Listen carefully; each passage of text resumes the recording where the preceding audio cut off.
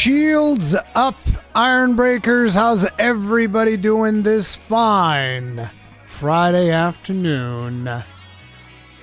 Hope you're all doing good, and hopefully we can improve on that on today's edition of the Cons Anvil, where we're going to be banging out all of the very little gaming news that have actually happened this week.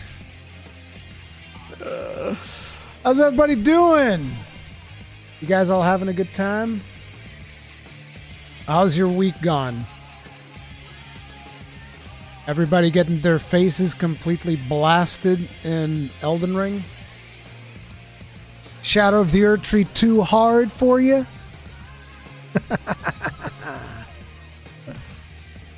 Oh, man. What a week. What a week. Elden Ring DLC, only Elden Ring? Oh, you're just getting your face blasted in Elden Ring alone. I'm just surprised. You guys know that Accolon is still playing Elden Ring? It's actually insane. Accolon actually playing video games? What year is this? It wasn't really hard. It was very fun, though. You know, it is what it is. Playing Elden Ring right now. Second playthrough the DLC. Yup. I already have a character set up for that third playthrough. Final Fantasy XIV Dawntrail or bust, hashtag late. We'll talk about Final Fantasy XIV. I mean, hell, we can talk about it right now. The topic that I have isn't even about me playing it or not. But obviously there's going to be a lot of people that are wondering what's going to happen with it. I've already talked about it on some streams, but I'll try to explain it a little bit better here. But first and foremost, we have to give huge shout out to the Thanes, Kitsuki TG, thank you very much, tip of the hat. Colin LaShore, tip of the hat. And JV Doc, tip of the hat for being grossly incandescent as Thanes. You absolute Giga Chads. Appreciate the support. Thank you. Thank you very much. Now, on the topic of Final Fantasy XIV. So I've said this multiple times. So I don't know if, because obviously, you know, I've mentioned this on streams and whatnot, but not everybody follows every single stream. But the idea of Final Fantasy XIV, you know, I've been thinking about it a lot. I was like, oh, should I stream it here on the channel? Should I stream it on Twitch? Should I not stream it at all? What am I going to be doing? And it's just, there are a lot of factors here. There's a lot of factors, and the thing is, not everybody kind of understands how the YouTube algorithm works, which makes it a lot more complicated to talk about this. But fundamentally, on August, I'm going to be going to Gamescom. For those of you that don't know, on August, I'm going to be going at Gamescom.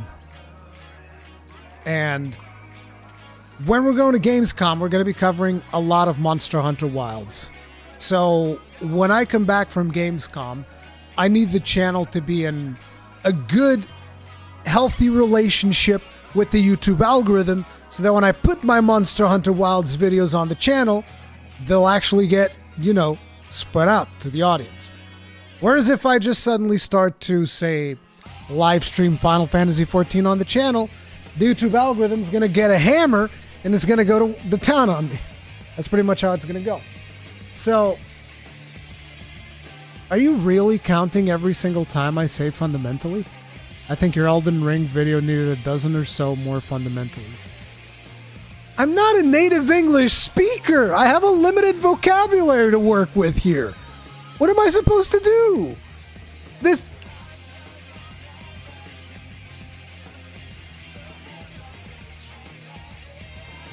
isn't fair.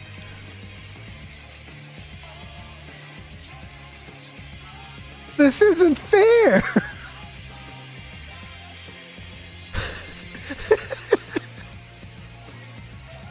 Oh, man. No, but the whole thing, if you want to stream Final Fantasy XIV without affecting your channel, would Twitch be a solution? Exactly, Atrick. That's what I'm planning. It's going to be kind of like a mini vacation from YouTube when I do it. I'm still trying to figure out when I'm going to do it. Because also remember, there's another game that I want to cover, which is, what's the name again? Kunitsugami. Which Kunitsugami is releasing on the 19th of July. So I got to make sure that I sort myself out for when I go and check that out. And there's a ton of stuff in there. See, now everybody's just typing the word in there so that I say it. It's not fair. But yeah, the idea is I want to play Final Fantasy XIV, and so the other thing was, if I'm going to stream it, streaming it on release, which would have been the 28th, it wouldn't make a whole lot of sense because a lot of people want to watch the story first, and then they want to jump in the streams. But I kind of feel like if I was to start today, I think like that would be okay, especially because I'm going to be playing slower than most people, so it doesn't even matter. So at this point, I'm open to start streaming it on Twitch. It's just a matter of time because obviously we are now in summertime. Kids don't have school anymore, and things are going to get really, really hectic in real life for me. It's just that simple. Kunitsugami equals in 2 weeks.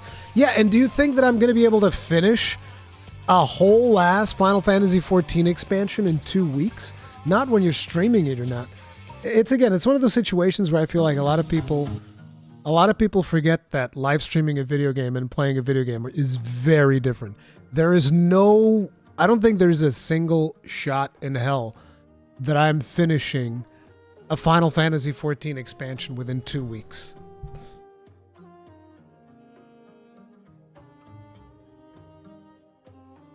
Yeah, I know. You want me to save the VODs. I'll save the VODs. It kind of sucks that I don't have Endwalker though. That's the biggest thing, because I have everything up to Endwalker, then I don't have Endwalker, now I'm going to have Dawntrail. It's so weird. But then again, Rurikhan Unleashed channel is whatever. Whatever goes on there is whatever. I also have the gameplay channel that I just upload random VODs into every now and then. So, you know, it is what it is. Several people in my guild finished Dawntrail in 3 days. Yeah, like I said, there is a huge difference between live streaming a game and playing a game. These are very, very different. Like if I'm live streaming, I'm talking to chat, I'm reading every single thing that the NPCs say whenever there's no voice acting and all of that stuff. And just even reading stuff out aloud takes way longer than just reading it. If you were just reading something and reading it aloud is a completely different thing. So it takes way longer. Shame your old videos have been claimed by the Rizzler. I wonder if that's still a thing. I've never checked back on that. Does the Rizzler still own the TGN channel? He does. The Rizzler. Also, why is the Rizzler a Japanese child? That's what I need to understand. Why is the Rizzler a Japanese child? It's so weird. It's so weird, dude. It's like the weirdest thing. Oh, man. They have the most Riz? Yeah, something like that. I finished Dawntrail in 24 hours. Skipped cutscenes in my main to gain access to extreme trials. Now I'm streaming and posting the MSQ on my alt. Yeah.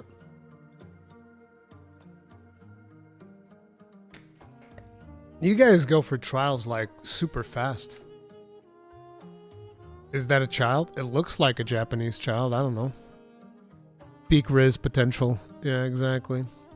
So, before we even get started, is there any topic in particular you guys would like me to tackle today? Because like I said, it's been a super slow week from gaming news perspective, other than, you know, talking about Elden Ring drama, which seems to be the biggest thing. Once again, we're all jumping on the whole Elden Ring thing, talking about Elden Ring.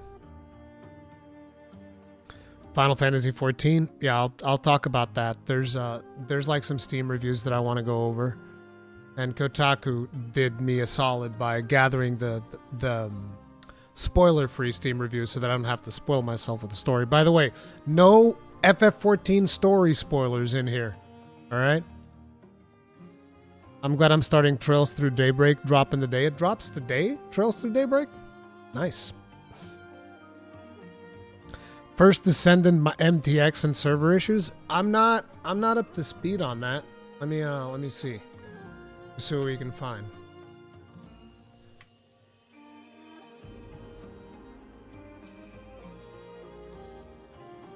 First Descendant has Warframe's worst microtransactions with few of its strengths.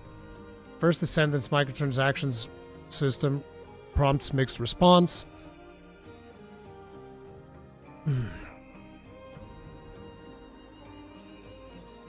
This will be interesting. We never talk about microtransactions here. I'm down to talk about this for sure. That's the thing. Mr. Tummy Giggles just said, I can't believe an Exxon game would be scummy. Oh no. Like, listen, here's what we need for this situation, okay? Here's what we need for this situation. I'm gonna bring it up. Here's what we need. Right here.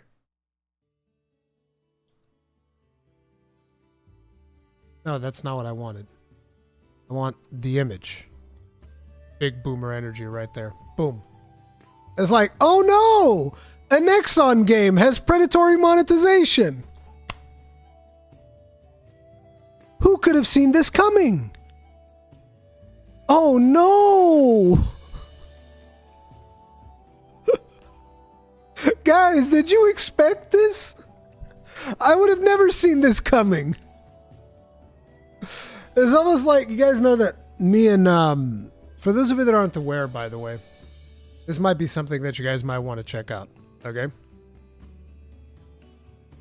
I don't know if it shows up on Google still. Does it? Yes, it does. For those of you that aren't aware, me, Akalon, and SebiWebs, we're working on a brand new podcast. Here, I'll link it to you guys. This is still very much in its infancy phase. We're recording pretty much every Friday morning, and then stuff gets published. I think it's Monday or something like that, or maybe during the weekend. I'm guessing that the idea will be to later publish this on a Sunday or something like that. But right now, we're just getting it started. We're doing like podcast type things.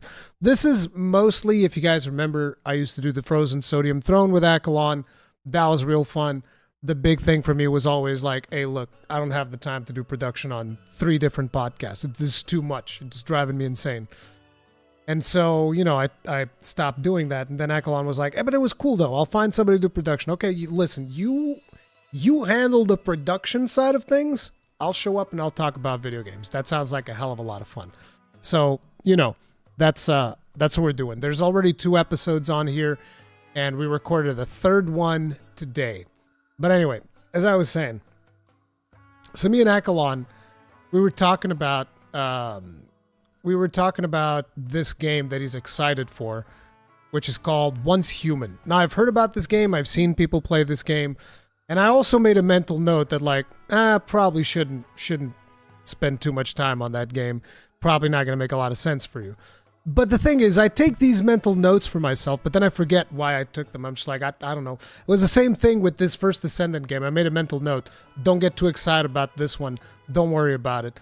And then I got reminded of it. Oh, it's because it's an Exxon game. Right. And so when Akalon started talking to me about Once Human today, I was like, I remember there's something about... So I go and I look up, as we're discussing it, I go and I look up Once Human, developer, Netease. And I was like, the skin job company. Yes, they make skin jobs like they did with Diablo Immortal. Yes. No, I don't think I will. I don't think I will. You can talk about the Star Wars game from Ubisoft, which is gold now. I already railed Ubisoft one time too many. People already know how I feel about Ubisoft. I think I'm good. I think I'm good on the Ubisoft stuff. They make hundreds of things. Okay, tell me one good thing that NetEase has done. Let's actually look it up. What has NetEase produced? Almost typed NetWeasel. NetEase games. Let's take a look. They make hundreds of things. I didn't say good things.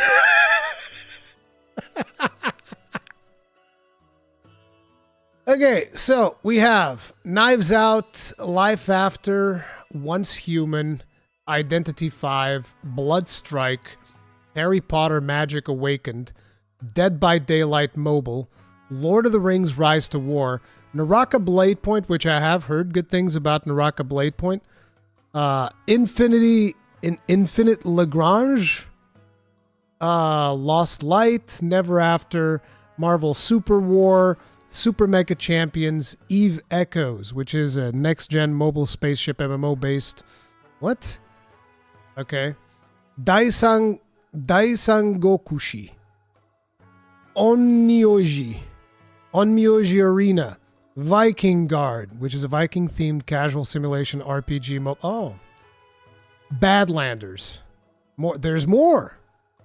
Marvel Duel and Tom and Jerry Chase. Bro, they don't even have Diablo Immortal on here. What happened? Oh no! What happened with Diablo Immortal? It's not even featured here. This is so weird. So yeah, so the thing is, when it comes to that, you know, I don't put too much faith when it comes to Netease games. Rurikhan, what do you think about the drama about accessibility to disabled players, because I'm one of them? So, when it comes to accessibility for disabled players, I've talked about this multiple times. I think that, number one, there needs to be a distinction between accessibility and difficulty. I think these are two fundamentally different concepts. I don't think that a game should be made easier for the purpose of accessibility. I just don't agree with that concept. I know that this is going to limit some people playing certain games, but at a certain level, when you start developing a game, you're going to have to segregate your audience based on certain things. Like, for instance, you will likely never see me play something like a Call of Duty, at least not on a serious manner, or a Counter-Strike, or what's that Riot game called? Valorant, or a Valorant or anything like that. Why? Because my skills at first-person competitive shooters are terrible, and I'm going to get absolutely destroyed. And I don't think that that game should be changed to accommodate me. That's like one of the first aspects of it. Now, the other aspect is when it comes to more accessibility options, I'm all for it. Bring more accessibility in the form of like fully rebindable controls, support for special controllers that take care of specific needs that certain disabled gamers might have. There's that PlayStation one where it's like made of a bunch of balls or whatever, and then it's like modular and you can plug together and get different types of controls. They also have the other one which was named after some Renaissance painter, I forget which one it was, but they have like this really crazy also modular controller, and then Xbox also has their own modular controllers, and there's like all of these more accessible controllers. I think that all video games should support those as much as possible. Besides that, naturally, colorblind stuff, you should definitely have that. What else? The high contrast stuff, text-to-speech, all of those features, I'm like all in favor. Bring it on. Let's go. Let's try to get as many people as possible into the game. All of that stuff, fully in support of it. But changing the vision of a game in terms of like the challenge levels and all of that, that I personally don't agree with. That's pretty much where I stand with that.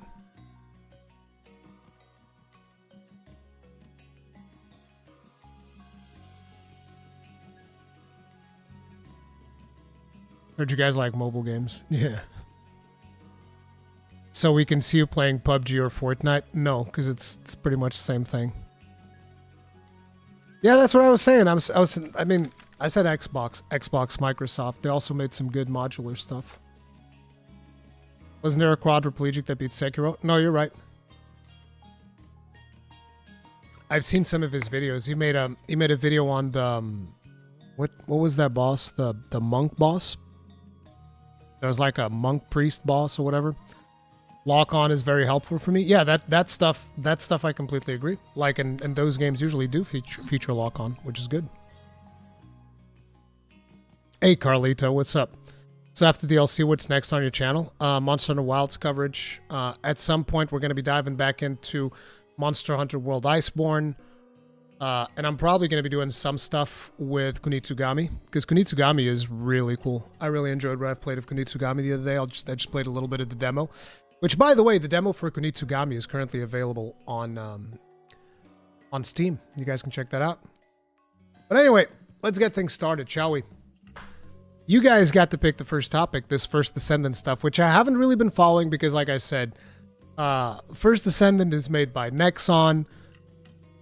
The Eric's gaming team already did like some early coverage of the game, and from what they saw, didn't seem like it was that special. So I was like, okay, so it's probably going to have really bad monetization that I'm not going to like. It doesn't seem like it even has anything too special about it.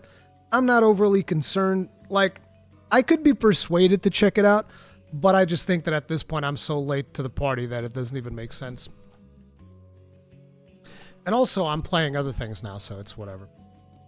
Anyway, we have here an article from Paul Tassi. This is one of at least 2 articles that we're going to be seeing from Mr. Tassi today. The First Descendant has Warframe's worst microtransactions with few of its strengths. I'm still pressing forward with the First Descendant, which does have decent enough combat and build crafting I've found for what it lacks in story and mission diversity. But the more I play, the more I keep getting slammed in the face with things that I hate. Namely, all of which have to do with microtransactions. Oh no. Is it like really in your face? Is it just like constantly, buy this thing? It will be faster. This will be good for you. Because there's a lot of free-to-play games that do that shit. And one's pulled directly from the game it's emulating in essentially every single way, Warframe. The problem here is that the First Descendant has taken almost every bad microtransaction concept from Warframe and made them more expensive and worse. Every day I find some new absurd thing the game has monetized, and while yes, there are paths to grind out much of this, they make it so absurdly frustrating a lot of the time that you're just going to want to throw the towel and pay, which is of course the point. And see, this is one of the reasons why I didn't even get involved in it. It's because it's a Nexon game. This is exactly what I expect from them.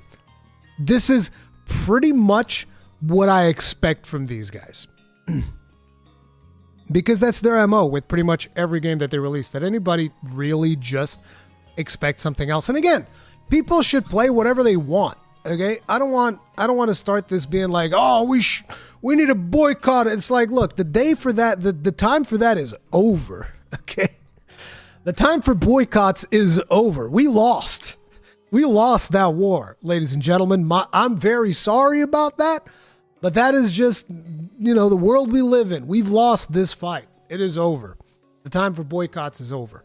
Because even if we would get a significant amount of people to boycott it or whatever, they're going to get their 100, 200, 500 whales that will turn that thing into a profit. It's that simple. So I've actually taken a different approach, which is I don't even cover these games anymore. It's like, whatever. So let's continue here to see what's going on. I'm not anti-microtransactions in free-to-play games. I mean, they need some, or the game couldn't exist at all. That's usually optional cosmetics, and this is that and way, way more. Now, wait a minute. You play Destiny. Doesn't Destiny have a lot of this shit as well? I don't know what Destiny does nowadays. Maybe it does, maybe it doesn't. Don't know. I mean, Destiny straight up monetizes its content, which, to be honest, I don't know which one's worse. Let's take a look at this. Let's take a look at this here. Ultimate Descendant. You can obtain an Ultimate Descendant, and in addition, this one costs 3,000. Premium Ultimate Lepic Bundle. You can obtain an Ultimate Descendant, and in addition, Ultimate Viessa Bundle. You can obtain an Ultimate Descendant, and in addition, Premium Ultimate Viessa. I love how they just keep adding words. Let's put a deluxe on top of that shit too. Go Premium, Ultimate, Deluxe. And then on top of it, you can go VIP. So you go Premium, Ultimate, Deluxe, VIP, Exclusive, Viessa Bundle. Just keep adding random words on top of it to make it feel like it's more special. That's what you got to do with this type of bullshit, okay? Just keep adding random words, okay? Premium, Ultimate, Deluxe, VIP, Exclusive, Extra, Bonus, Shit, Viessa Bundle. Diamond, exactly. Diamond. Just like, actually, that's right. You guys are right. We should just have AI. We should just have AI do it, dude. We have the technology. Let's just go ahead and do it. Why not, bro? We're just gonna do it. Listen. I don't need you guys looking at all the things I do with ChatGPT, okay? I have some very private things that I talk about with my good friend ChatGPT. Okay. Generate me 20 words based around the concept of exclusivity for a micro transaction in a video game. These words should be, we're going to go deep with this one, should be deeply manipulative to attract more sales. Should be deeply psychologically manipulative to attract more sales. Sure, here are 20 words designed to evoke a sense of exclusivity and attract more sales for microtransactions in a video game. Here it goes. Here it goes, boys. Here it goes. Okay? How about I give you guys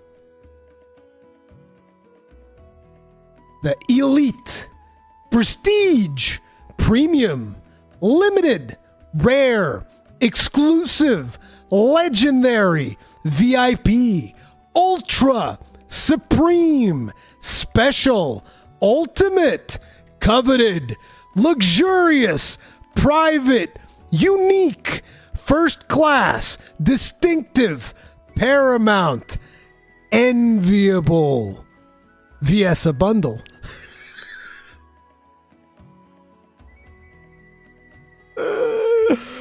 Bro, the best part is that you can find a lot of those words in here. The premium, the ultimate. It's like, get the fuck out of here.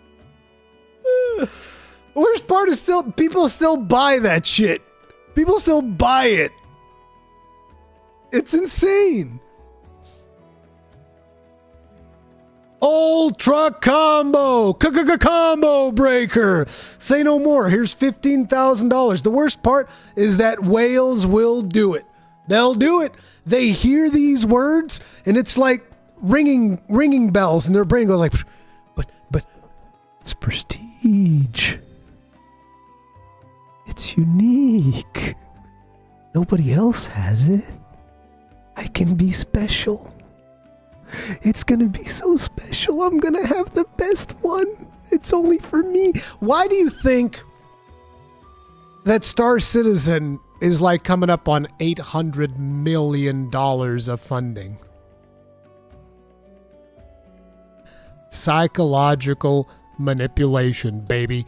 It's that simple. And from what I've seen, many simps have broken their wallets for the ultimate bunny descendant. How much does that cost? How much does that cost? Ultimate bunny descendant cost. Oh, it only costs 2.7 million gold. No, but what about it in money? Oh, here we go. Bunny skins and how much they cost. Where's the how much they cost? It just tells you this in like a fucking made up caliber. What's the conversion rate of caliber? Purchase with caliber. How to get caliber? What's the conversion rate? Okay, 250 is, oh my god, it's one of these fucking ones, isn't it? So every 500 is 10 bucks. Let's just put it like that. Every 500 is about 10 bucks. Okay? So this one, 15 bucks. 15 bucks for the Albion Cadet. Okay. Bunny's Hyperdimensional Splitter, 15 bucks. Oh, fuck. This one's a little bit, 4, 10, 40 bucks. Bunny Speed Awakened, 40 bucks. Carrier Head. Okay, these are cheap. Cheapo. 15 bucks, classic made uniform. Seems reasonable. Dinosaur set. See, the dinosaur set's a little bit on the cheaper side. See, they're being reasonable. New attempt body. Panda bundle. Bro, I stopped playing World of Warcraft because of this one. See, this is why I'm not playing it. Because they put the pandas in, and I was like, fuck that shit. I quit. I quit in advance to prevent having to deal with that problem. Okay, Ultimate Bunny. This is the... 60 bones, baby! 60 bones! Let's go! 60 bones. It's that simple. $60. That's right. The ultimate prestige VIP exclusive bunny bundle. But you guys know what the best part of it is? The best part of it, like, look, for starters, this stream doesn't really reach too far outside our community, which is a good thing.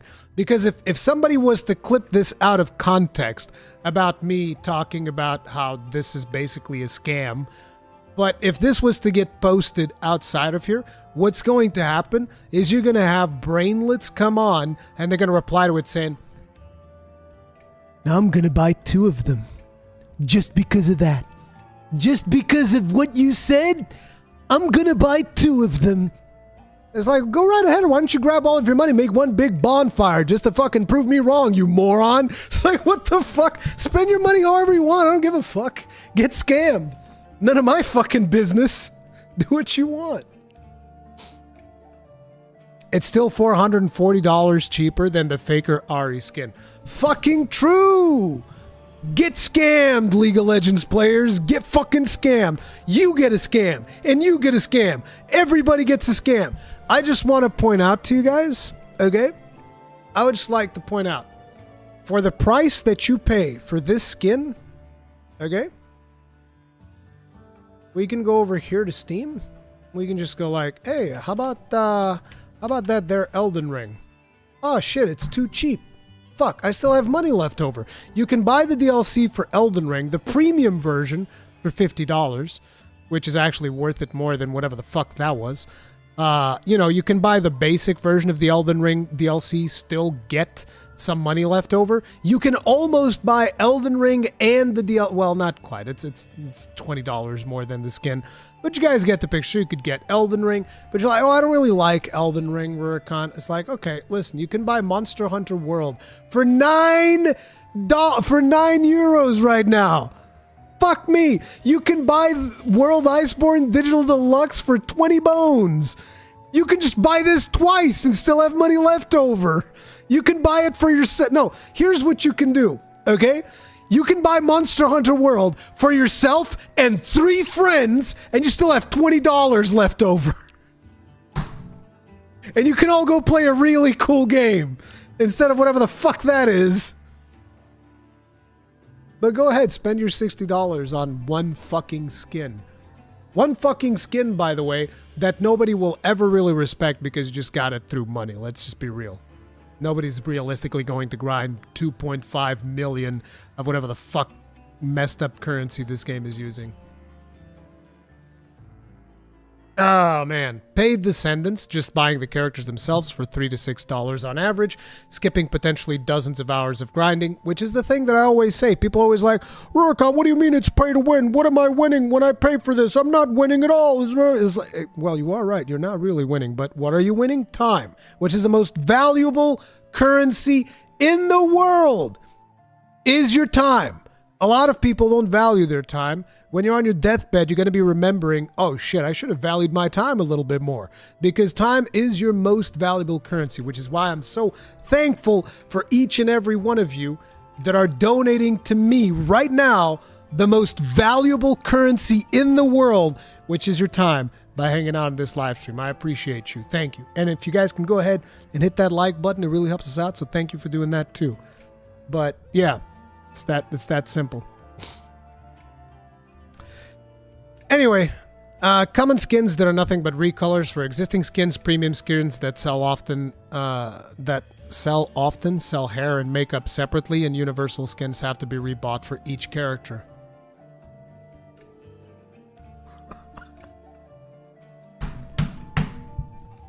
They're hitting you with the 2-for-1 special? If you buy a skin and then you make a new character? They're hitting you with the 2-for-1 special, bro. They're hitting you with the 2-for-1 special. Oh, would you like to make a new character? How about an XP booster for that character, huh? Ultimate skins that can run for up to $100 and require even more insane levels of grinding and RNG to assemble.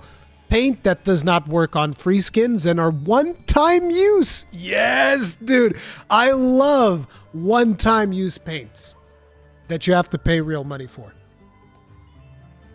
I think that's the way to do it. I mean, Paul Tassi should be familiar with that. That's the way that didn't the stuff in Destiny 2 used to work like that? Am I missing it? Am I misremembering it? I could swear that some of the first shaders were one-time use. They might have changed it since then, but on release of Destiny 2, I believe that shaders were consumable. Yeah, it was like that. Yeah, it was like the shaders were one-time consumables. Also, the paint doesn't work on free skins. Of course it doesn't. What are you, a fucking poor person? We don't care about you. We only care about you if you give us money. That's how this works. Free skins. You guys remember there was that, there was a time, which I don't know if this still happens or not, but kids used to get bullied by their classmates if they were using the default skin in Fortnite. Can you imagine the levels of degeneracy that we've reached when that is what kids are bullying each other over? Oh man, you use the default skin in Fortnite. What kind of culture are we promoting for our young? This is why my kid doesn't play Fortnite. He's always like, Dad, my friends always tell me about Fortnite. And I'm just like, fuck Fortnite. I don't let my kid play Fortnite. Sorry, bro. He can play Minecraft, though. I'm all down for him playing Minecraft, because Minecraft is basically Lego. So that's cool.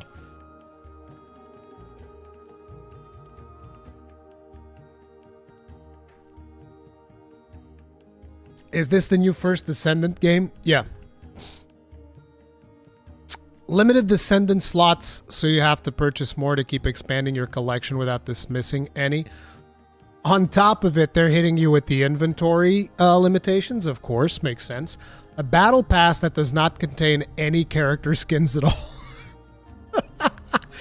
The game putting build timers on the things you have grinded for, which can be hours to days. Bro, they really did just copy Warframe. They're just like, yeah, fuck it, Warframe did it. Paid boosts for EXP, gold acquisition, weapon mastery, shard generation. Of course. Paid materials for crafting costs. I can't wait. No, actually, it's a good thing that I'm not covering this game, because then I would have to listen to the fucking brainlets that show up in there. Actually, it's not pay to win. It's really not. You can grind everything for free. And bro, I'm just so tired. I'm too old. Listen, that argument isn't even worth my time. Remember how I told you guys, your time is your most valuable currency on this earth. And answering those arguments is, at this point, just no longer worth my time.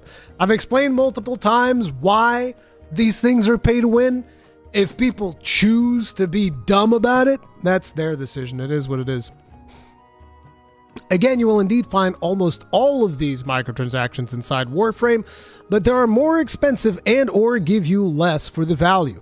There's also something that turned me off from Warframe, but here is just even more transparently terrible, and I very much do not like a game that throws up annoying roadblocks at every turn or to get you to open your wallet to avoid them. This is the reason why I stopped playing Lost Ark as well. At this point, I have few problems paying $10 to $20 for a cosmetic skin in a free-to-play game if I'm really digging it or a specific character I'm using. But a game that decreases its drop rates for the sake of saying you can grind 20 hours for something you could just buy for $6 rubs me the wrong way. As it should.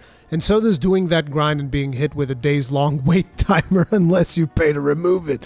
It is gross. Yes, it is! No, but here's the thing, though. I seem to remember that at some point Paul Tassi was defending some of these things in Destiny 2. Maybe he has, maybe he hasn't, maybe I'm misremembering it. But even if he hasn't, I've seen people defend these types of things. I've seen it. I see it so every time that I talk about World of Warcraft, I always see people defending this type of bullshit. And you know what? You get what you fucking deserve. You get what you fucking deserve. You eat the slop, you get more slop. Hey, fuck it, you know? Fuck it. You eat the slop, you get more slop. Congratulations. Oh my god. Again, it's Warframe, but it's definitely worse, and it definitely has not earned the goodwill to monetize to this extreme level, offering players so little in return. What do you mean, earn the goodwill? Nobody should ever be able to monetize to this extreme level. It's ridiculous. It's ridiculous. But at the end of the day, it's a free-to-play game. Do whatever the fuck you want. The thing is, people eat the slop. They eat the slop they're fed. Like fucking pigs. You know? Like you're in a little pig pen, and they give you the slop. They come in with a big ass spoon, and they're just like, splat. They even throw it with more force that it hits the bowl and spills out into your face, just to show how much disdain they have for you. You fucking pay pig. Eat the slop. Eat the fucking slop. Nom nom nom nom nom nom nom nom. Yeah. $60 bunny skin? Let's fucking go, baby. Let's fucking go. Bro, I need to stop covering microtransaction stuff. You guys just like seeing me get agitated, don't you? This is why you brought this up, because I didn't even bring this up. You guys brought this up. Is anyone else getting horny? What the fuck?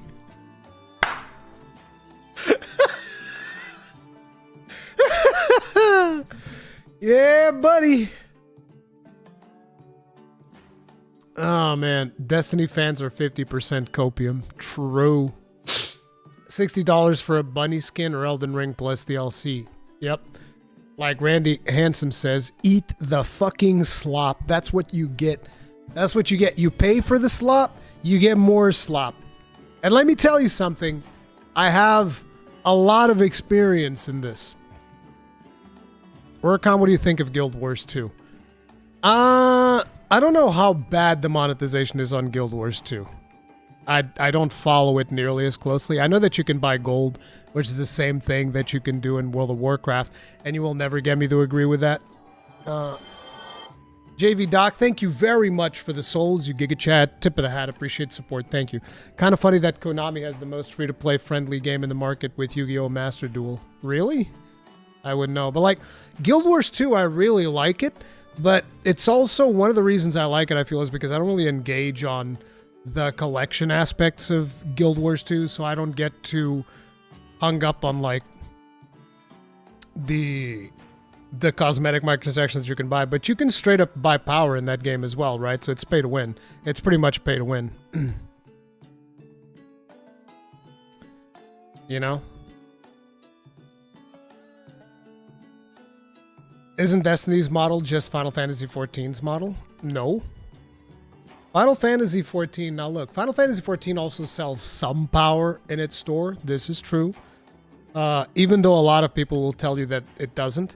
When it comes to Final Fantasy XIV, it's very limited in the scope of what you can buy. So for instance, I believe that at least last time I checked, every job skip that you can buy in Final Fantasy XIV comes with 500,000 gil.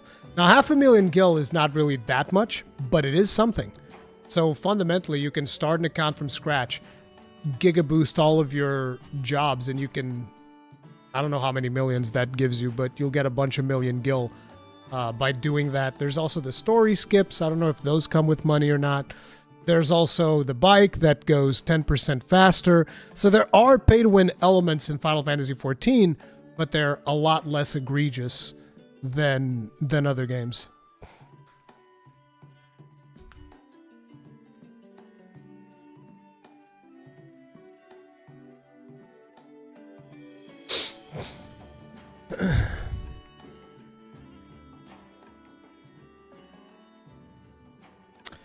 Buying power in Guild Wars 2, like buying the legendary. Again, with Guild Wars 2, I'm not too well versed with it, but I believe you can.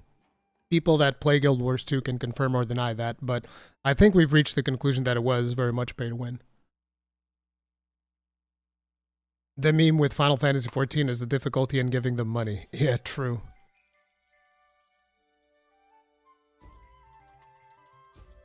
Destiny isn't pay to win, but they're still ripping you off. I'll never forget the whole XP debacle, and I don't want to get deep into that, but that will always be the thing that I get with that.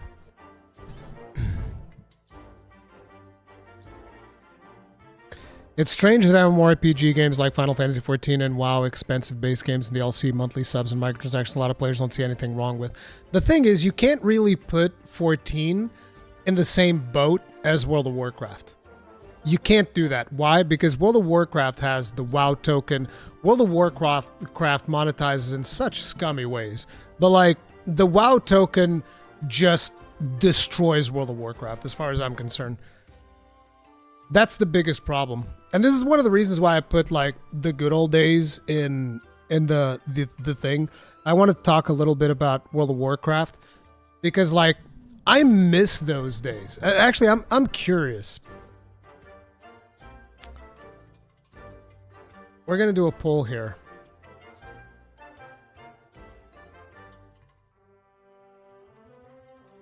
Super simple poll. Just a yes or no. Have you ever played World of Warcraft?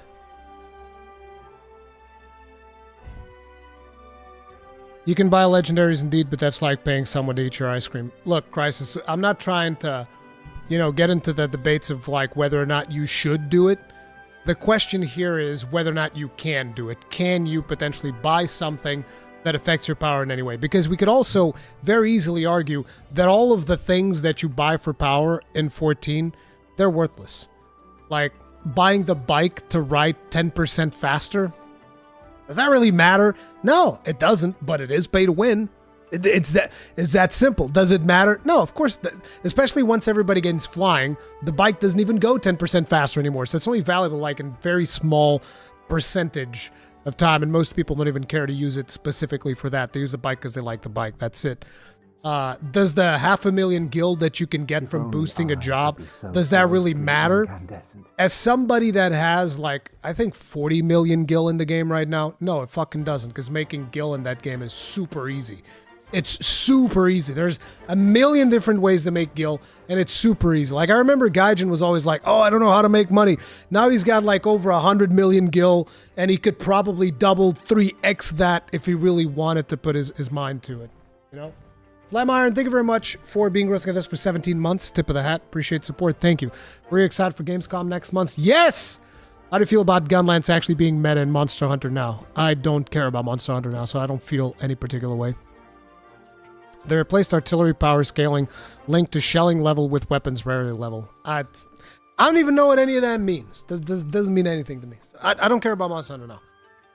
But, yeah, like I said, it's like, you can basically justify that away very easily. But in World of Warcraft, you can't justify away the token. You can't, because you can do literally everything with the token.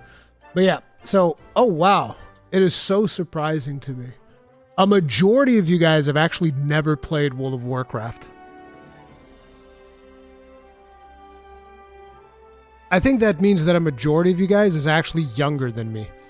A majority of people in chat is significantly younger than... It's like, look, back in the day, back in the good old days, everybody played World of Warcraft, okay? Back in the good old days, everybody played World of Warcraft. So the argument is pay to win depreciates value in most cases. The argument is pay to win is fucking scummy in general. That's it. I agree the token is egregious, but it also has their way of stopping people from buying gold and... No. The other way, they're just getting the money and I'm not really trying to defend them. No, Old Man Kirk, the thing about that is that Blizzard doesn't ban accounts. That's the problem. That's the problem. They choose not... This is an active choice by them. They actively choose not to ban scam accounts because they're paying for a subscription. And there's so many of them. So it's kind of like, what do you call it? A parallel economy. It's like there's a parallel economy in their game, and they care more about the money they're making from the scammers than maintaining the integrity of their game. This is 100% my stance on this. Feel free to disagree with me. Blizzard doesn't do it because they don't want to do it, because it is profitable to them to not do it. It is 100%. 100% my opinion on this. Do a doggy pull? I'm not sure what that means. Watch how Capcom nerfs Gunlance and Monster Hunter Wilds because of Ruri. I don't care. I'll still play it. Instead of World of Warcraft, I played Asheron's Call, M59. Ultima Online, bro. Ultima Online. Ultima Online was the shit, dude. Ultima Online was the shit. I mean, I told this story in Rurikhan Unleashed. I don't know if I ever told it here about the one time that... Because me and my friends would play in private servers. And there was this one time where there was this... Just even thinking about it, dude, it's fucking hilarious. So that was this one time where they made a special event on the private server where there was a theater play. So there was a theater play, and everybody's supposed to go in, and you know, when you're playing on a private server, everybody likes to fuck shit up, especially me and my friends at the time. We enjoyed fucking shit up, all right? That's what we like to do. But anyway, so whenever you went into that place, there were GMs at the door, and in order for you to go inside, they would check your bags and take away your weapons, and then they would give you your weapons at the end of the thing again. So, me and my friends, we don't take any weapons. We take an alchemy kit. And some empty flasks. And just a couple of ingredients. Which is perfectly acceptable. These are not weapons. These are just a couple of ingredients. And some mortar and pestle. And a couple of flasks. What could possibly go wrong? So, as the theater play starts, and it was as lame as everybody expected, you start hearing me and my friends. You start hearing the little sound of the mortar and pestle, which actually it makes sounds like little text chat pop up on top of your character's head, if I remember correctly. But you start hearing this.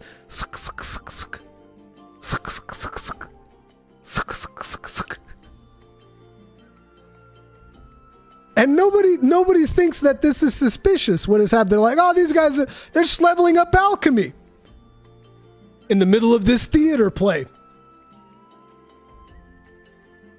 And so what happens next is me and my friends bomb the whole fucking place and kill everybody that was in there.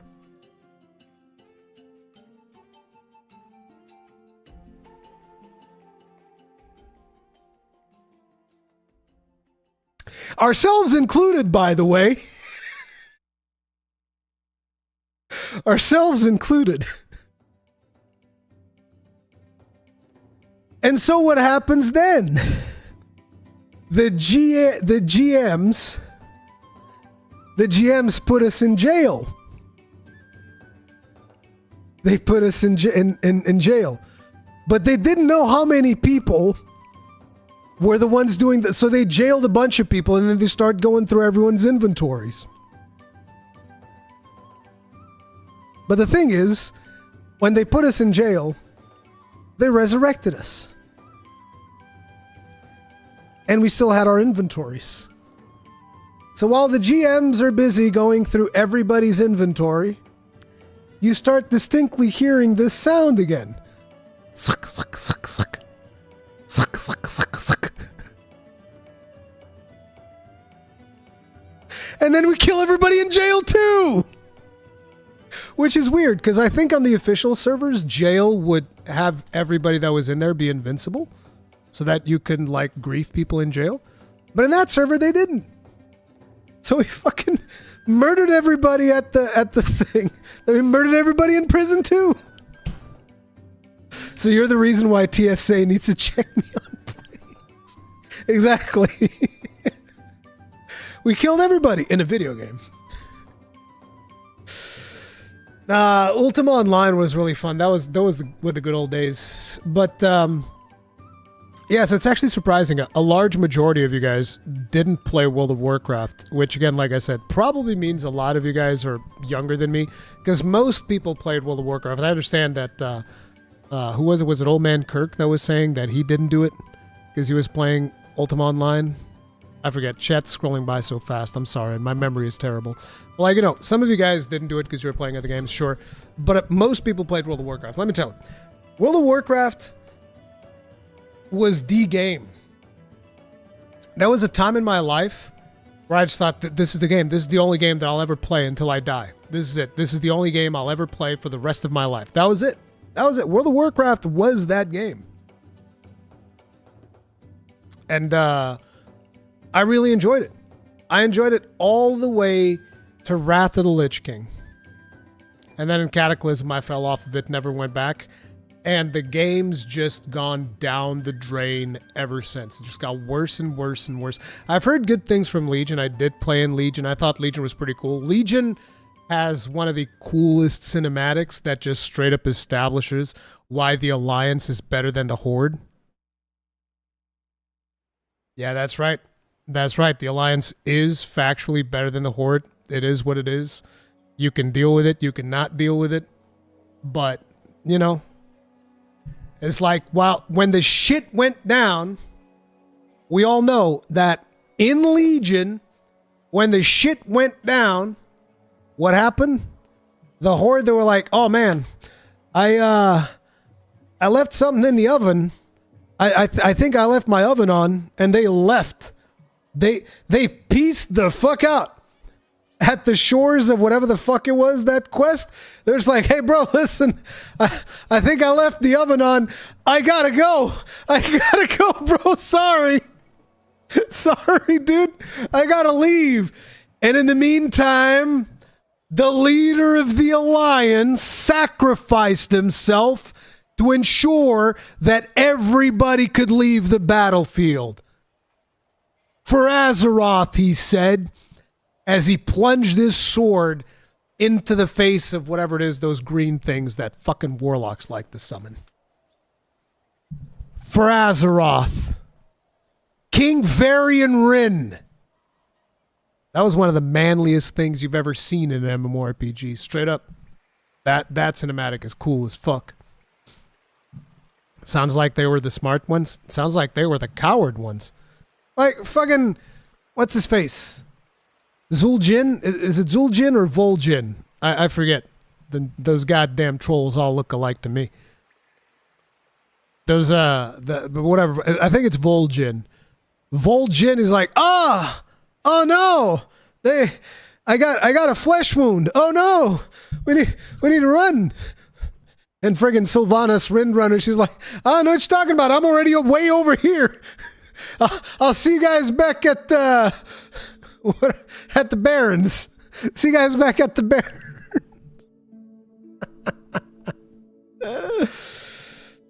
Oh man. No, but on a serious note, I really do miss playing World of Warcraft. I miss it a lot. But the last times that I gave that game a shot, it was just a shit show. It was a shit show. Which makes me really sad, but it is what it is. I like the Dark Shore Burning Festival. It was lit. Agreed, Evans. Agreed. Burn those elves. Bro. The dwarves were at Ironforge. And they're just like, oh man. Sounds like that little tree of yours was a little bit flammable. What was that joke that the Dark Iron Dwarves have about the burning of Teldrassil? Does anybody know what that joke is? That joke, I remember that being really funny. That the Dark Iron Dwarves, they have a joke about Teldrassil burning. But listen, I've always said, it's a fucking tree. All of you elves can go make yourselves another tree. And they did! In Dragonflight, they made another tree. See?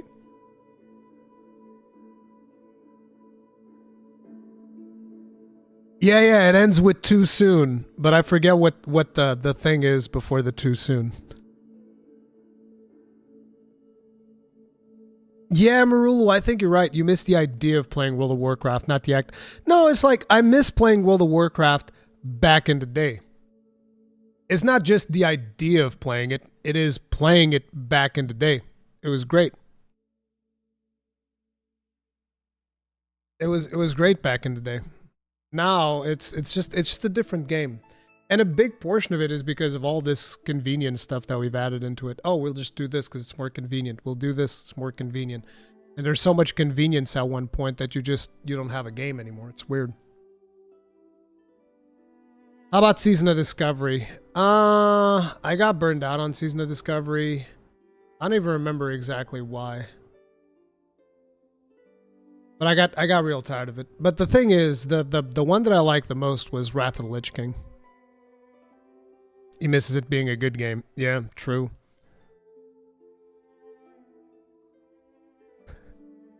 A Night Elf laughed at me for living inside a volcano.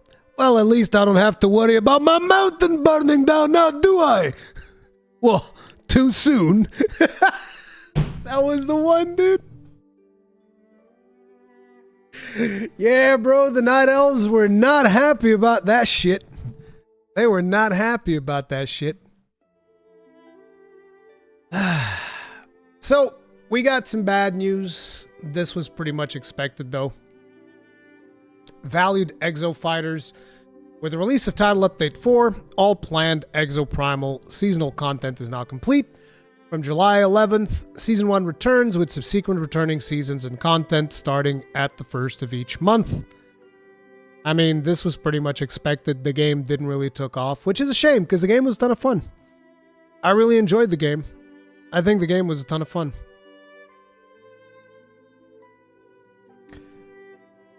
I didn't even play World of Warcraft. That was funny as fuck. They removed it. I don't think they removed that joke, no. They removed other jokes. Like, there's the one... There was a classic one where the dwarf's like, oh, I'm having a wardrobe malfunction. And then you hear like, boing, which the indication of that is that his dick comes out of the pants. You know, like when your dick comes out of your pants and goes like, boing. But anyways, you hear the sound, boing. And then the dwarf says, oh, there's me hammer. And so, apparently that one was, yeah, it was too much. They took that one out. And they took a couple more of them out. Will they make it offline capable then? I don't think so. I think it's still very much online. They're going to be keeping the servers up for now. They're not announcing anything about the servers going down, but you guys want to see something that is kind of sad. Like I said, I like this game a lot. The biggest problem that this game had, and Wada is probably going to back me up on this because I used to play this game a lot with Wada. We would play this game all the fucking time. The biggest problem was they went too hardcore. They went like giga hardcore when it comes to the what was it called? The Savage Gauntlets. Because we were doing all of the Savage Gauntlets. We would come up with strategies to do all the Savage Gauntlets. And then we got to one which was like a special boss fight or whatever it was. And it was like, okay, this is just not doable unless you're playing on a PC with a pre-made. That was pretty much it. Because it was so hard that you needed an actual pre-made to chat, to kind of like strategize around. You had to take specific exo fighters and whatnot, which is cool. The problem is a majority of people are jumping in and they're like casuals, right? They're jumping in. They haven't even leveled up their suit all the way. They don't have the best possible things for their suit. And basically, if you were to jump into the Savage Gauntlet like that, it was crazy. They would post results and be glad that like less than 50% completed. Yeah. Which was not a good thing. That was not a good thing at all. Since you played World of Warcraft back in the day, did you ever meet Asmongold? No, Asmongold played on the US servers. I played on the EU servers. And because World of Warcraft is still so far behind the times, those two never interact.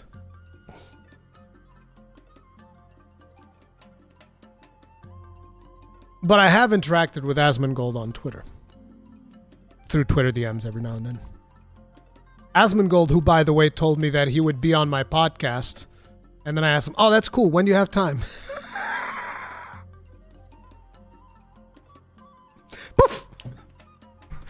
Which is normal, because he probably receives like a zillion fucking DMs, so it is what it is. But yeah, Exoprimal, the Savage Gauntlet stuff just wasn't that much fun without pre-mades or even looking up stuff like Wada is saying. Yeah. And like, you guys want to see something sad? Fucking oof. The all-time peak on Steam of Exoprimal was 4,000 players. Now, it's important to mention that a majority of the people playing Exoprimal probably did so through Game Pass. So the numbers wouldn't really be reflected on Steam, because a lot of people on PC have Game Pass.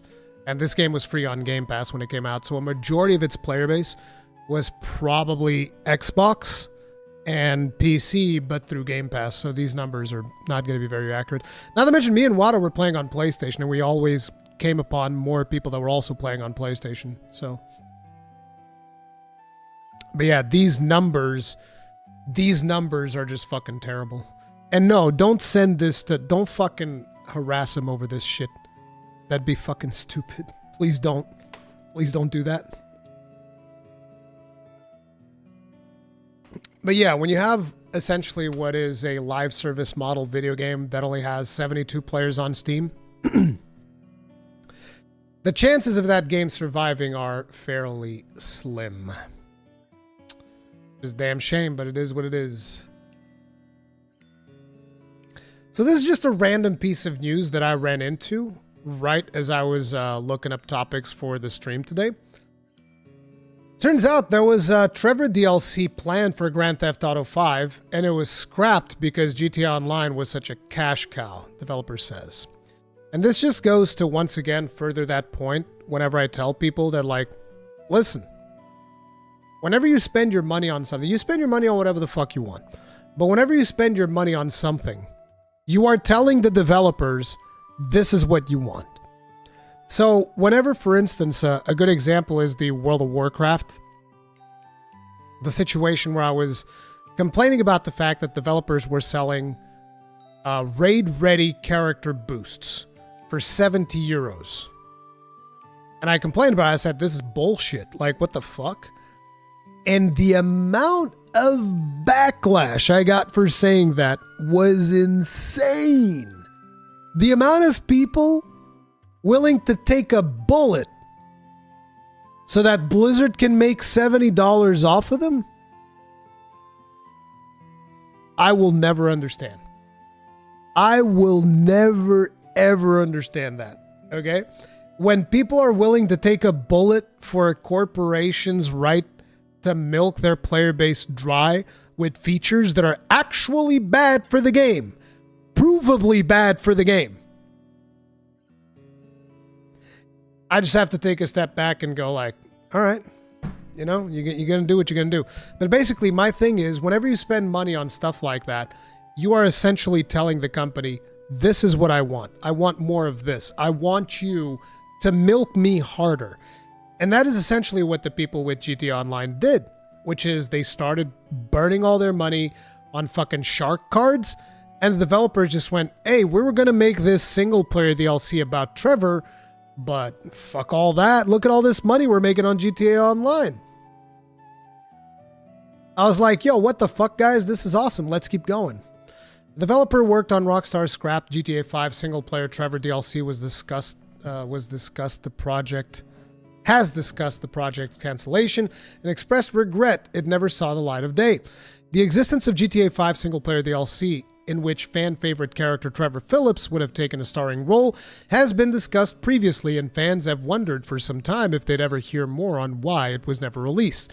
Though the sheer magnitude of GTA Online's success always seemed the reason why Rockstar ultimately prioritized its resources there.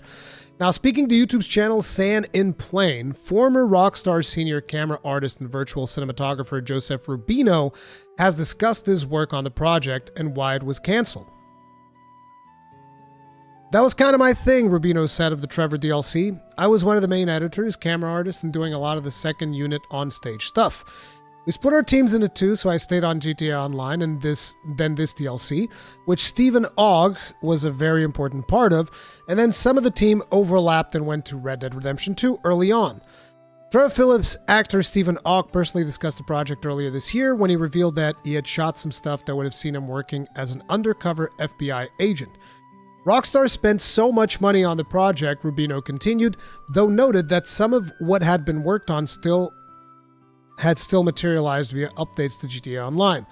When GTA Online came out, it was so much of a cash cow and people were loving it so much that it was hard to make an argument that a standalone DLC would outcompete that. Looking back now, I would say that you could probably do both, but that was a business decision that they made, and I was a little upset about that. I was a little sour at the time because I was like, yo, what the fuck, guys? This shit's awesome. Let's keep going. Let's finish this shit, and then we shelved it. Development work on the Trevor DLC was probably halfway complete, Rubino concluded before work was paused as GTA Online was going crazy. Rockstar's never explicitly detailed its GTA 5 single-player plans after initially announcing some very exciting story DLC over a decade ago, though they did make clear the barnstorming GTA Online would ultimately be its focus. Right now our focus is on GTA Online, which has exceeded expectations, We currently have all key members of the team on that launched Grand Theft Auto 5 focused on supporting GTA Online in every capacity. Yeah, of course. But basically this is the point, right? Even if developers have plans to do things, if you just burn all of your money on stuff, eventually what ends up happening is developers are going to be like, I mean, look, this is what people want.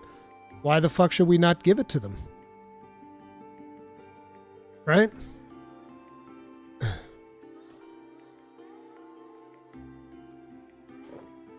Sparkle Pony sold more than StarCraft. Developer, okay, then no more StarCraft, more cash shops. Bro. I have PTSD from the Sparkle Pony. I don't want to talk about Sparkle Pony, okay? I have PTSD from that fucking mount.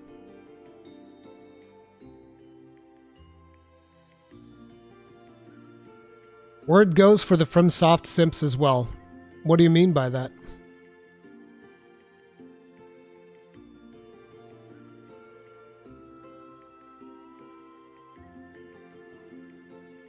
What do you mean by that?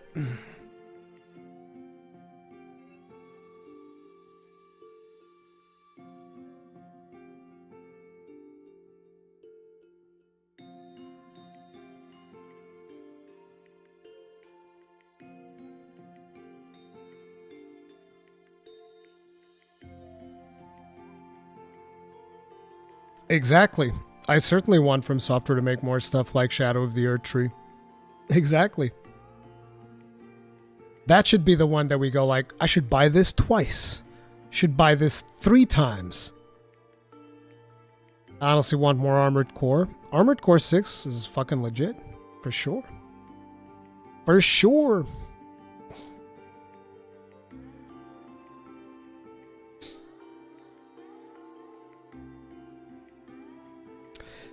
Anyway, back to Final Fantasy XIV Dawntrail. So apparently, there's a bunch of people that are not happy about Dawntrail. Is anybody here playing Dawntrail? And if you are, please no spoilers. But what are your overall thoughts on just the story? Is it good? Is it bad? Are you enjoying the expansion? Or are you not enjoying the expansion? Because apparently, I think it's sitting on like mixed on Steam right now. And I don't want to jump into the reviews because they might end up spoiling stuff. I ain't dealing with no goddamn spoilers. Yep, it's mixed.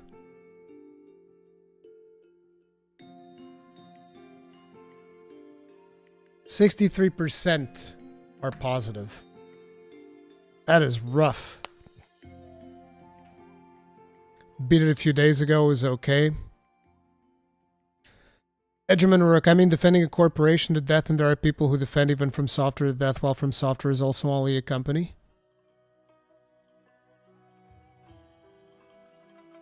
I mean, yes, you shouldn't defend them to death if they are being properly criticized.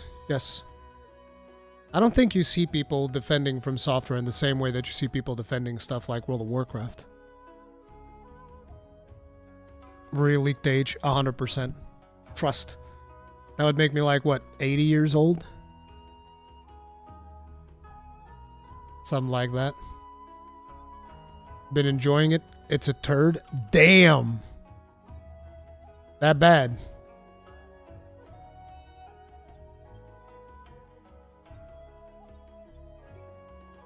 So let's take a look at some of this stuff. They ruined Astro, and not even the alpacas can save this. Okay. There's a lot of pressure on Dawntrail, the newest expansion from Square Enix, critically acclaimed MMO Final Fantasy XIV. As the first expansion after the game's finished off a decades-long story with world-ending stakes and Endwalker. What do you mean world-ending stakes and Endwalker? More like universe-ending stakes and Endwalker. Dawntrail's adventure in the tropical locale of Teldrassil is a new start and also a much-needed summer vacation for the Warrior of Light. But can it be a relaxing expansion while also setting up the stakes for the MMO's next decade? Steam reviews seemed mixed on how well Dawntrail pulls it all off. Many are praising Dawntrail, with some even calling it the best expansion the game has ever received, which is incredibly high praise considering how good Shadowbringers was. Generally, positive reviews highlight the world of Teldrassil and its diverse cast of characters, including everyone's favorite Hrothgar, Wuk-Lamat. It's no surprise that a lower-stakes adventure for the Warrior of Light and their best buddies through a tropical wonderland is hitting perfectly for long-time players, but it isn't just relaxing vibes and beautiful setting getting high praise. Dawntrail also brought it with its quality-of-life features like a graphical update, which made the game shine like new. The overall takeaway from positive Steam reviews is that Dawntrail is a breath of fresh air for the aging MMO in almost every way. Shocking nobody, however, the fan base is hardly unanimous on the matter. Dawntrail haters have two major problems. The first is Wuk-Lamat. Yes, some of these people just hate Wuk-Lamat. I've heard that there's some stuff going on because apparently the actress... No, you just say voice actor, right? Regardless of the person's gender. I forget. Anyway, but apparently the person who's doing voice for Wuk-Lamat is trans, and apparently a lot of people are mad about that. I even made the joke on Legendary Drops' chat the other day. More like Woke-Lamat, am I right? But anyway, Wuk-Lamat is so central to the overarching Dawntrail story that she effectively becomes the main character over the Warrior of Light. Second, some feel the relaxing vibes of the expansion, rather than making it work as a vacation-like adventure, diminish it instead, making it slow stakes with a boring nothing burger of a plot. Some reviews go so far as to say Dawntrail is as bad, if not worse, than Stormblood. The starting part of Stormblood, to me, was the part that was bad. It has a super slow, boring start. Right up until you do your first trial. Once you do your first trial, then it's like, nah, this is actually pretty badass. I like it. After that first trial, things heated up, is what I'm saying. The second and most derided expansion of Final Fantasy XIV.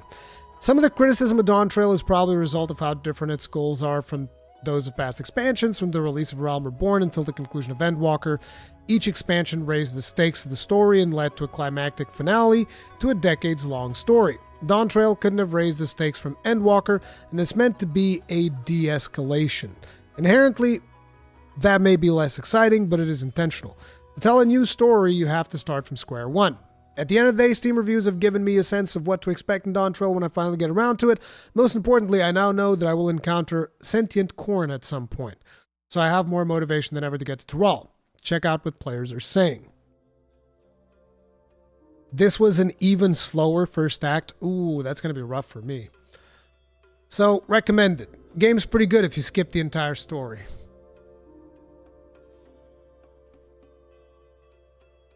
Any skippers in chat? Any skippers? Oof. I personally think that every time Wuk-Lamat isn't on screen, a character should ask, "Where's Wuk-Lamat?" Edit. This actually happens. I think people are too used to their character being the main character. They've never had to deal with an MMO where they're not the main character. This is main character syndrome. Follow the adventures of brave hero Wuk-Lamat, OC Do Not Steal, as she learns the meaning of friendship along with her friends, such as no prior accomplishments, you can do it in person. This NPC is customizable. Kryl and guy with a backpack. Wait. Oh, they're talking about our character? Krylin guy with a backpack. Learn fun lessons where no crime is unforgivable if you become a friend. Who needs leadership to lead? Is that boat a boat? And last but not least, let's get sad, then do a 180 after literally one sentence of encouragement. Square Enix pull out all the stops on this expansion, but by somehow outdoing the award-winning writer of fame, Jailer, from with the subversion of well-known tropes as story structure, character growth, and having fun. Oh, God. They're comparing this to the Jailer? They're comparing this to the Jailer? Oh, no. Oh, no. Oh no! That's not good. Babysitting Wuk-Lamat. I don't know what everyone's complaining about. I skipped every cutscene since A Realm Reborn, and I think Wuk-Lamat is a cool dude. No, I know the backpack one is Anvil. What I meant is the customizable NPC. They're talking about our hero. The no prior accomplishments you can do it person. This NPC is customizable. They're talking about the Warrior of Light. With that sentence. I am a cameraman. I think Dawntrail would be better if instead of speaking to Wuk-Lamat, we got to speak to Wuk-Larat, and instead of a big cat, she was a big rat, and instead of the battle for the big throne, it was the battle for the big cheese. I can't believe they made an MSQ worse than Stormblood. Impressive, really. Like, I liked Stormblood's MSQ, though. I just thought that the beginning of Stormblood was rough, but the actual Stormblood MSQ is really good. Big fat tacos, oh big fat tacos, oh big fat tacos, so big. And I know that for a lot of people, that one's going to fly in their face. They're going to be like, what the hell? Big fat tacos. Because not everybody here plays it. So let me show you what they're talking about. Let me show you what they're talking about. This is one of the fights in Final Fantasy XIV. This is the music.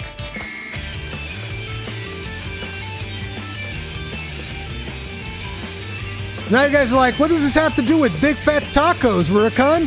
What the fuck?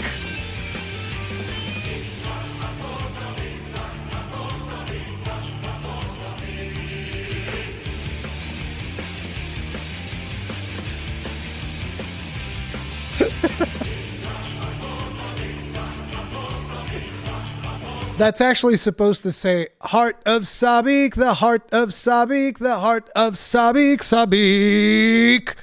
But, you know, it becomes big fat tacos. It's supposed to say the heart of Sabik, Waranagashi. Heart of Sabik, the heart of Sabik, the heart of Sabik, Sabik. The story is fine. Y'all were just spoiled by the last two expansions. Critique shit that actually matters. They added the Sangeli from Halo. I don't know what that even means. Lakewood Courage, thank you very much for being grossing with us for 15 months. Tip of the hat. Appreciate support. Thank you. Thank you very much. They ruined Astro and not even the alpacas can save this. Dawntrail. Wuk-Lamat, I love you. Only had Wuk-Lamat for a day and a half, but if anything happened to her, I would kill everyone in this room and then myself. I mean, I played a little bit with Wuk-Lamat because she shows up at the end of Endwalker, the patch content. She looked like a cool character. It has a sentient corn quest, 10 out of 10 game of the year. Was so calm and relaxed, no pressure at all. I needed this vacation. So some people liked it, a lot of people didn't. We'll see. We will see. What do you guys think? Let's do a prediction. Let's do a poll for a prediction.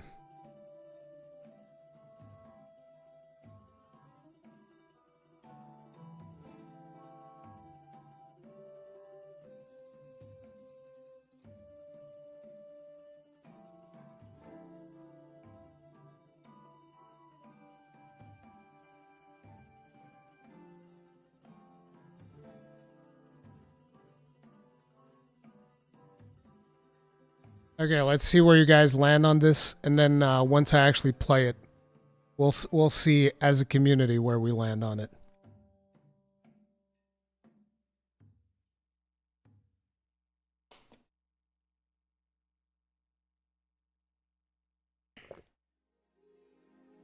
Can throw me in the like pile.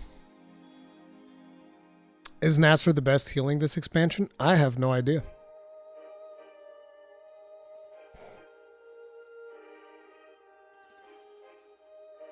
Yeah, I think the problem is it's going to be very hard. I said this when I finished Shadowbringers. I've always said that, like, it'll be very hard for them to top Shadowbringers. I really enjoyed Endwalker, but distancing myself a little bit away from all of the expansions, Shadowbringers was definitely my favorite one.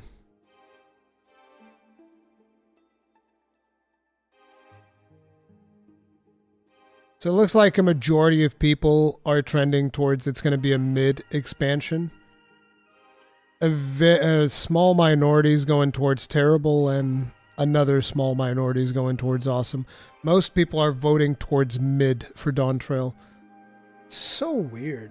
My expectations will never be that Dawntrail is going to be mid. They will never be that Dawntrail is going to be mid. I want you to pay attention to one thing. When I say Dawntrail predictions, I'm not just talking about the story. I'm talking about the whole shebang. Dungeons, how fun the jobs are to play, you know, content, all of that stuff. Story mid, dungeons A+. There's no setup for this storyline. It cannot be that good. Exactly. I think that's the point. They need to build up to their next arc, and this is what they needed to do. I'm actually kind of excited to jump into a more low-stakes story. I think it makes sense. After Endwalker, dude? I mean, come on. You can't one-up Endwalker. You can't just do that. You can't, okay, guys, so we just dealt with this universe-ending threat, but now we're going to deal with a threat that threatens reality itself, not just the universe. I mean, come on. How high can you keep going after that, right? That's the thing.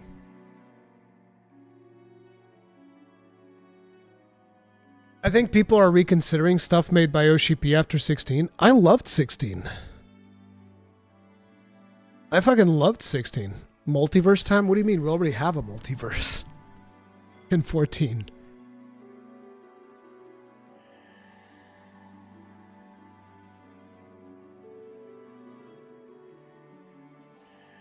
Dude, I'm listening to Big Fat Tacos and it's hilarious. You've never heard that? There's some really good memes in the 14 community, dude. Big Fat Taco. Why do you think that Grahatia eats tacos?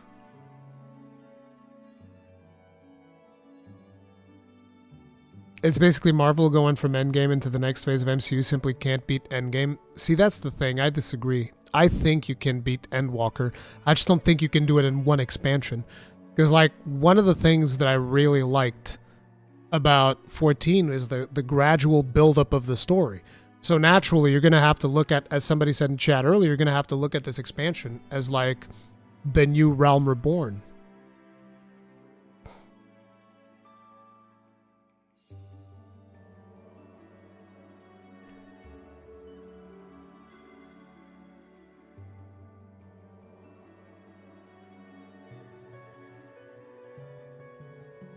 I'm still indecisive as to which one of the tanks I should play. Let's see what you guys think.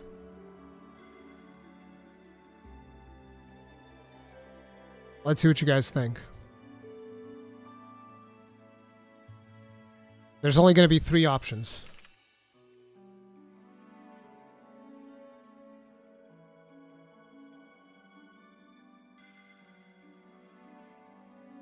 Because we don't play Dark Knights here. We don't do that.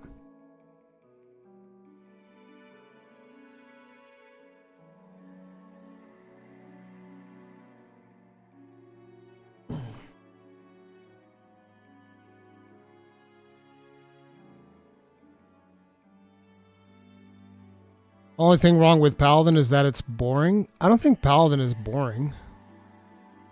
I actually find the Warrior rotation a little bit more boring than Paladin. Paladin's rotation is a little bit more interesting. But Warrior has way better animations. Dark Knight, not voting on that. Man! Come on, Zethus! Why would you play a Dark Knight? Come on now. Check out this Primal Ren.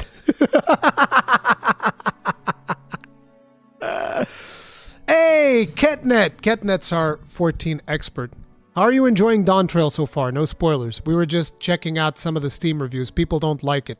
People seem upset. They're not happy about the story. Why would you play a tank? Because tanks are the coolest job archetype. Ah, this thing is almost perfectly balanced, as all things should be.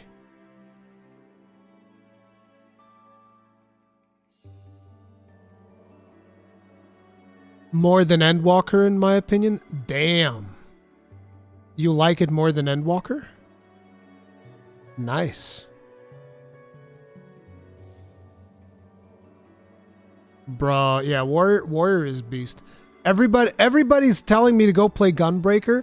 The reason you're telling me to go play Gunbreaker is so that you can look at me fumble my fucking rotation 50 times in a row and just be like, there's not enough room! There's not enough room in my No Mercy window! I can't put all these things in there! I'm playing on a controller, goddammit!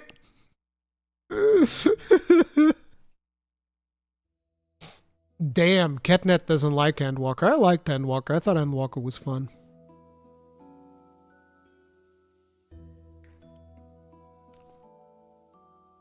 So I can see how Gunbreaker works, and you're gonna see that through me?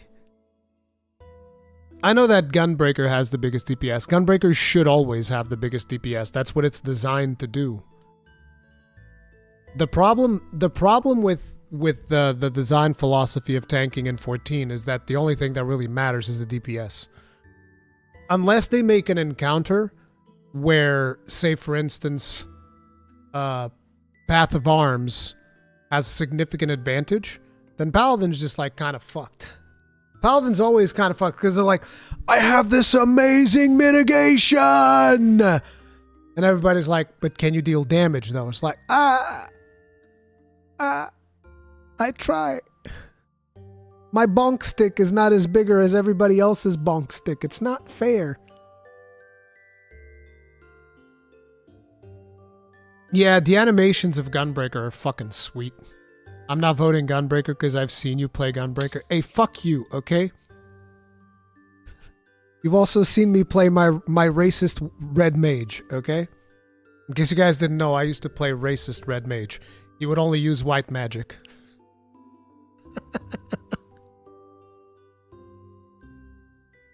Oh god, that's so dumb.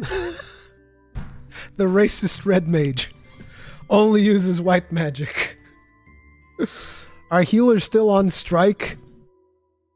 I believe so. Shawn Michaels Red Mage, exactly. I used to have a glam that looked like Shawn Michaels. There were raids where all I could cast was Raze.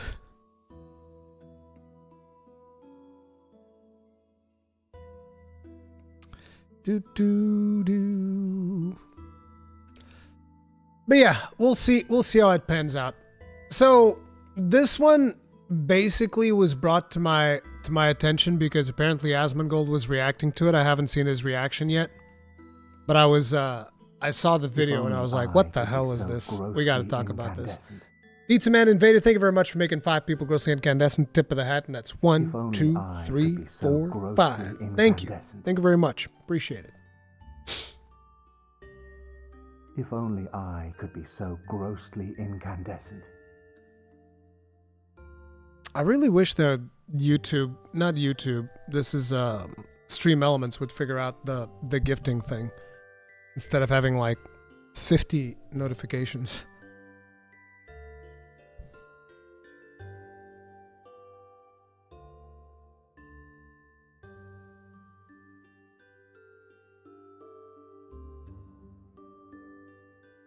The overall DPS balance is very unbalanced. Yep. It's pretty much what I would have expected.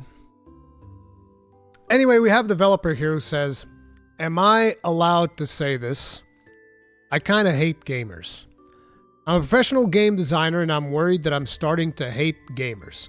Watching the gaming events on YouTube last month with the chat was an extremely disheartening experience. Okay. So we can start here. This man, man, woman, I don't know, says likely Sprite is the username. This person went to YouTube and they watched a gaming event with chat on. You know, those are usually the chats that get infested with like ASCII swastikas. You know, that type of stuff. Or big ol' schlongs. Or allusions to schlongs in those. Because it's probably filled with like really young people. But basically it's like you should never, ever judge your audience based on a YouTube chat from like a major industry event. That is a terrible idea. Right? Yeah. But anyways, he says, every time a character that wasn't a cis-het white man appeared on screen, the chats would fill with messages calling the game woke or complaining about DEI.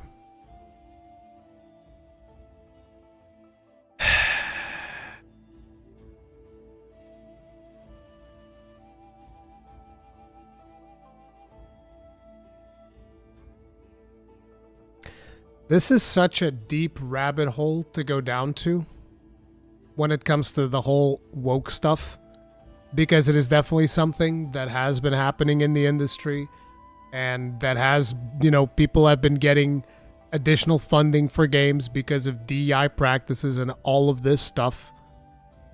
But the problem is mainstream media rarely does investigations about this.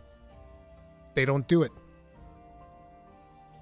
So we rarely ever get like actual proper reporting on these issues. Which makes the whole thing kind of like hard to try to compile proofs here and proof there about what is happening in the industry and what is not. So it makes it very hard to actually tackle this from an informed standpoint, I feel.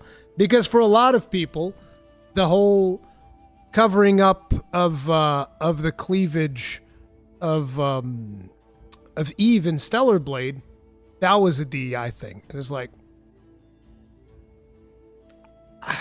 it's weird. I just think it's weird that we don't have more reporting on this. And this is one of the things that fuels the Gamergate movement even more, because people don't want to talk about it. They don't want to talk about what is happening and whatnot, and then what do you expect? People are going to complain about it. It's that simple. But, you know, basically the whole thing is that is going to happen even in games that are good. The Z's and boring still happens. Like if you go to probably even during the Monster Hunter Wilds reveal on the Game Awards, a lot of people probably thought it was boring because it wasn't something else that they wanted. That's always going to be the way that it is going to go.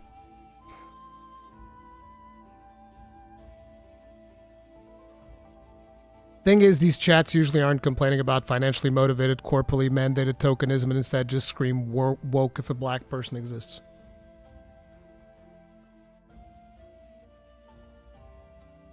You're not wrong. But that's the thing. This is what makes it so hard. And this is one of the reasons why I personally haven't taken like a super hard stance one way or the other when it comes to this.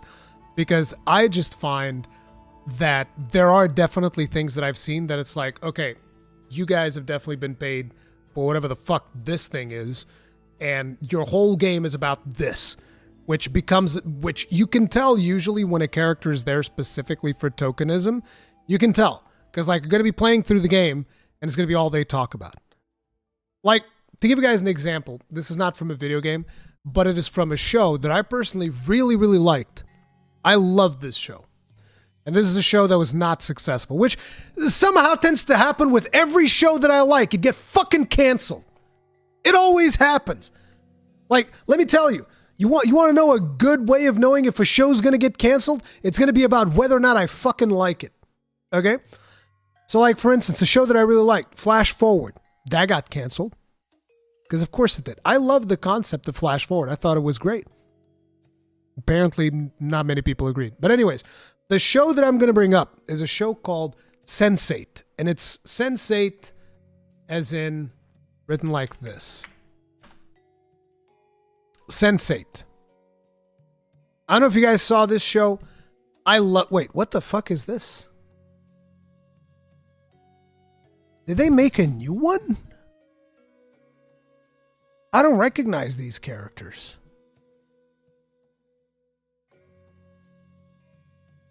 Maybe I'm just misremembering it. Whatever. Doesn't matter. Anyway, there was this show. No, it is this show. Never mind. It's just the characters almost seem like they're stretched out a little bit. I haven't seen the show in a long time. But so this show was awesome. I loved it. But if this show was released today, everybody would scream about how woke the show is. Why? This character is trans. A trans lesbian who is in a relationship with a black woman, for instance, to give you guys an idea.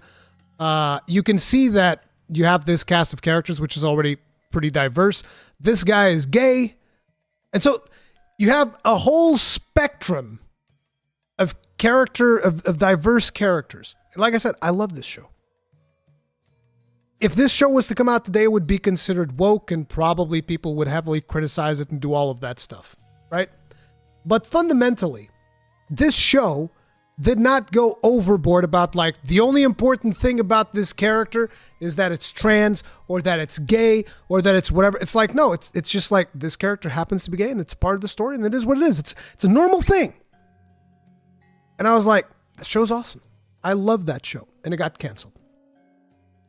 But anyways, that's the thing, right? When you have something in a game that it just feels natural, it doesn't feel like you're just tokenizing it for the sake of having it there, that's perfectly fine. But when you have it in a way that it's just like beating you over the head about how much of a bigot misogynist you are, that is when it becomes a problem. And this is why people are, lashing out so hard against it. The main thing, if it came out today, diversity would be the only talking point. Probably. Sense8 was really good because of how strange it was. It was awesome. I friggin' loved it. For those of you that don't know what the show was about, so the idea is that every now and then some kind of supernatural phenomenon happens and some people just get linked in their head. And because they're linked in their head, they can share their set of skills, right? So like, for instance, if one of you was linked with me, I would be able to kind of like take over your body, so to speak. And then you would be able to utilize my skills that I have in, being able to edit video or recording gameplay footage or playing Elden Ring or something like that, right? And you'd be able to use my skills in that context, which arguably they're not particularly useful skills. Wouldn't make for a particularly good show if I was involved. But like when it comes to the characters in the show, so like one of them was an actor. So we would be able to act out stuff that whenever they would need somebody to be a distraction or something like that, he would take over and he would use his acting skills to, trick somebody into something. One of the other guys was like a mafia enforcer. So he was really good at just beating the shit out of people. Just like he was brutal at beating people up. That was his thing. Another guy was a cop. So basically at some points they would tap into one another and they would be able to use all of their different skills to achieve different objectives. And that was kind of like the same thing. That was kind of like the whole point of the show. And it was pretty cool. Really liked it. Why can I only hear explosion sounds coming from your mind? Welcome to the mind of a gunlance main. That's how this goes. Anyway, he then goes on to say, and then I checked Twitter, and it's just people complaining that Metal Gear Solid 3 Remake is not yellow enough. What the fuck does this mean?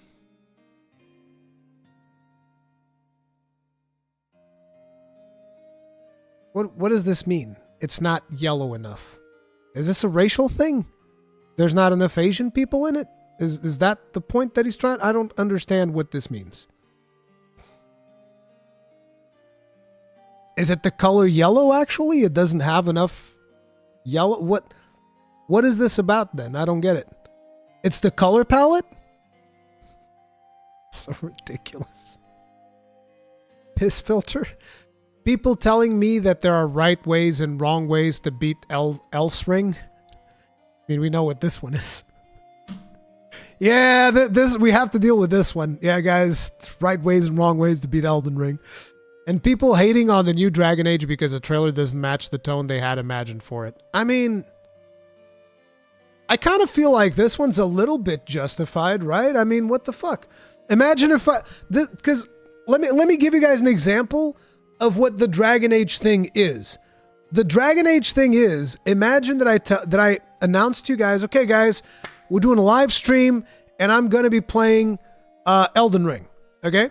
We're going to be doing an Elden Ring live stream. And I announce it, and I make a proper thumbnail, and I do all of the things. And you guys, you're all expecting me to jump in and play Elden Ring like I always do whenever I say that I'm playing Elden Ring. And then you join the stream, and I'm playing World of Warcraft. And I just don't even acknowledge it. I say, hey guys, what's up? And you guys start asking me, I thought you were playing Elden Ring. It's like, that's right. This is the latest patch of Elden Ring. And you guys are going to look at me. You're going to be like, what the fuck is wrong with you? I don't know exactly what BioWare was expecting when they released that Dragon Age trailer. You had to pick the worst case scenario. What the fuck? Okay, fine. I say I'm playing Elden Ring, and then instead of that, I'm playing Wayfinder. There. Is that a little bit better?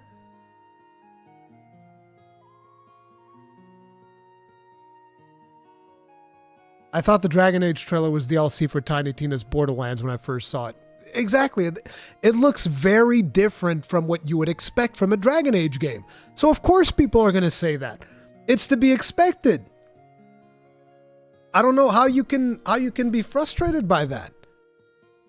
I've seen people implying that the main character in Fable trailers is ugly because it's a self-insert of some random level designer. Okay, these people are misinformed. Like, what are you doing? This person is looking for reasons to be upset.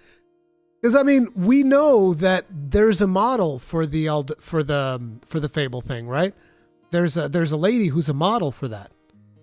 And whether or not she's ugly, that's going to depend on whoever, you know, the way that they interpret the character. I will say, though, if you compare a picture of the actual model with the picture of the character they showed in the first trailers, yeah, they beat that character up with the ugly stick. They fucking did. You can't deny it, bro. I'm sorry. They picked up the model from the render from the model, and then they grabbed an ugly stick and they went to town, like straight up. They did her dirty. They fucking did her dirty. So it's like, what do you mean? Are people just not supposed to say anything? Like, this is the internet. Everybody's going to have something to say when it comes to that. Some random level designer working at Playground whom they have deemed not fuckable enough. Why is it always about sex? Why does this always boil down to people wanting to have sex with the main characters? I mean, Wada, you play a female character in Monster Hunter. Do you want to fuck your character? Because like this is an argument that always gets brought up, that you know, people who play female characters, they want to fuck the characters. It's like, I guess I don't look at it like that. I don't know.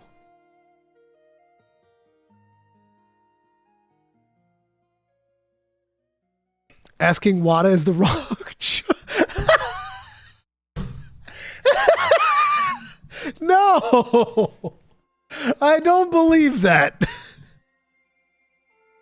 No, if I wanted to fuck game characters, I would play porn games. There you go. See, there you go. Pretty sure Kegran doesn't want to fuck his character either. These people are hypocrites. They're okay with gaslighting, attacking you for not agreeing with them, but will cry wolf if criticize anything about them or their games. I don't know, it's just the internet magnifying negative voices, I guess, but doing what it does best, but it's really making me real tired of gamers. See, this is the one thing that always annoys me when it comes to this. Gamers. You just go ahead and you're just like, okay, let me just, you know, let's say that you've seen maybe 100 people bitching about shit in this YouTube thing. 100 people repeatedly furiously commenting woke and the usual shit, right? And then you check Twitter and you say it's just people. I'm going to imagine that. I'm going to exaggerate here and say that you've seen 10 different people complaining about the Metal Gear Solid remake not being yellow enough. And then you went on and, you know, you saw people talking about the right ways to beat Elden Ring. Let's say that was another 100 people. Probably not, but let's call it 100. So 100 people here, 100 people here, 10 people here, and then people hating on the new Dragon Age trailer. Let's call that one, I'm going to exaggerate, let's call that one 1,000. And now let's round that shit up and let's just call it 2,000. Hell, let's round that up even more. Let's call it 5,000 to include everything that you've said here. From this interaction of 5,000 people, which it isn't, I'm grossly exaggerating, you have determined that you are real tired of gamers as a whole. From interactions with 5,000 people. 5,000 people. And again, this is me grossly exaggerating it. From the interactions of 5,000 people, you've concluded that you are tired of gamers as a whole, which probably reach the millions. It's like, what do you mean? What is... Bro. I'd be fucked. I would be fucked if I was to think like this. The amount of negative comments that I get on social media and on my YouTube stuff and whatnot, I would lose my shit. I'd be like, I hate everyone. I hate everything. Every single one of you in this chat. I fucking hate you. And it's like, and you guys would be in chat going like, the fuck? I didn't even do anything. That's kind of like the vibe that I get from that. It's so ridiculous, dude. Suppose you can make a distinction between gamers and gamers TM. I think that this whole gamers TM notion is a very small minority, and people like to paint the entirety of the gaming community in the same brush as gamers TM. And to be honest, I get pretty fucking tired of listening to it. Because there's always people coming out as like, oh, these fucking gamers. And it's like, bro, I would just always like to remind people of that video that MatPat did. You guys remember the MatPat video? Where he was talking specifically about this topic, about how people like to shit all over gamers as a community, and yet gamers are like the most active when it comes to donating to charity and contributing towards events for the needy and doing all of this other shit. Gamers were the ones that contributed the most out of any other community on YouTube. But no, the problem is gamers. Gamers. Gamers are evil. Gamers are bad. That's the thing that fucking bothers me, dude. It does bother me that people keep painting the entirety of the gaming community in the same brush as like 10 people that they've had a poor interaction with on Twitter. It's fucking ridiculous. It's fucking ridiculous. It's a generalization fallacy, and it's no wonder that a lot of the people just choose to exit the discourse. Like, imagine you're just a regular person, and imagine you're just as a standard guy that likes to play video games, and you just like chilling and playing games, right? You're coming online and you're like, oh, let me just check Twitter real quick before I boot up Elden Ring and, you know, spend some free time playing Elden Ring. And you get to Twitter and it's a bunch of fucking people going off about how terrible you are, about how much of a miserable human being you are, and about how much worse of a place you make the world. What do you think people are going to do? They're like, I mean, I thought I was just a normal guy. I guess I'm a terrible person. Okay, fuck all this. I don't want to have to listen to this bullshit. And they just fucking log off and they just stop engaging with they just stop engaging with the arguments. People they just quit. They're like, man, fuck this. Like, what the fuck am I getting online every fucking day only to get abused for shit that I haven't even done? It's ridiculous. It is. It's a gross generalization. And I think it fucking sucks because what ends up happening is there are so many people that watch my videos and they will straight up not leave a comment because they don't even want to think about engaging in online discourse. Because they're just so used to being hurled abuse at for shit they've never done that they don't even want to deal with it. They're like, no, I'm fucking done with this. I'm not even talking about this shit anymore. Fuck that. It's like, hey, I like your video, but I'm not even going to talk on it because who the fuck knows who's going to come up and start saying that I'm a fucking bigot and a misogynist and a terrible fucking human being. A cis-het, white male, whatever the fuck. It's like, that's the thing. And people, they just get to a point where it's like, why even talk about this? I'll just enjoy my games in silence. And these people can go die in a chemical fire.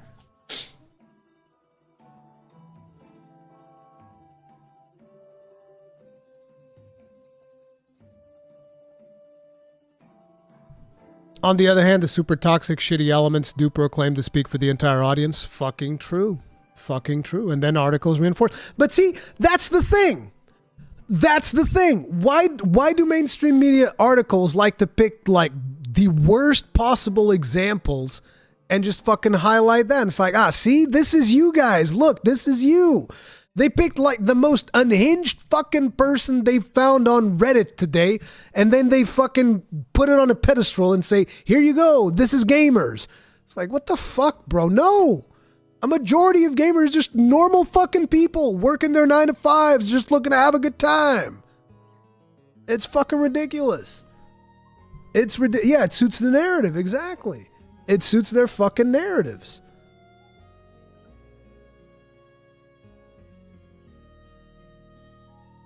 And it fucking sucks.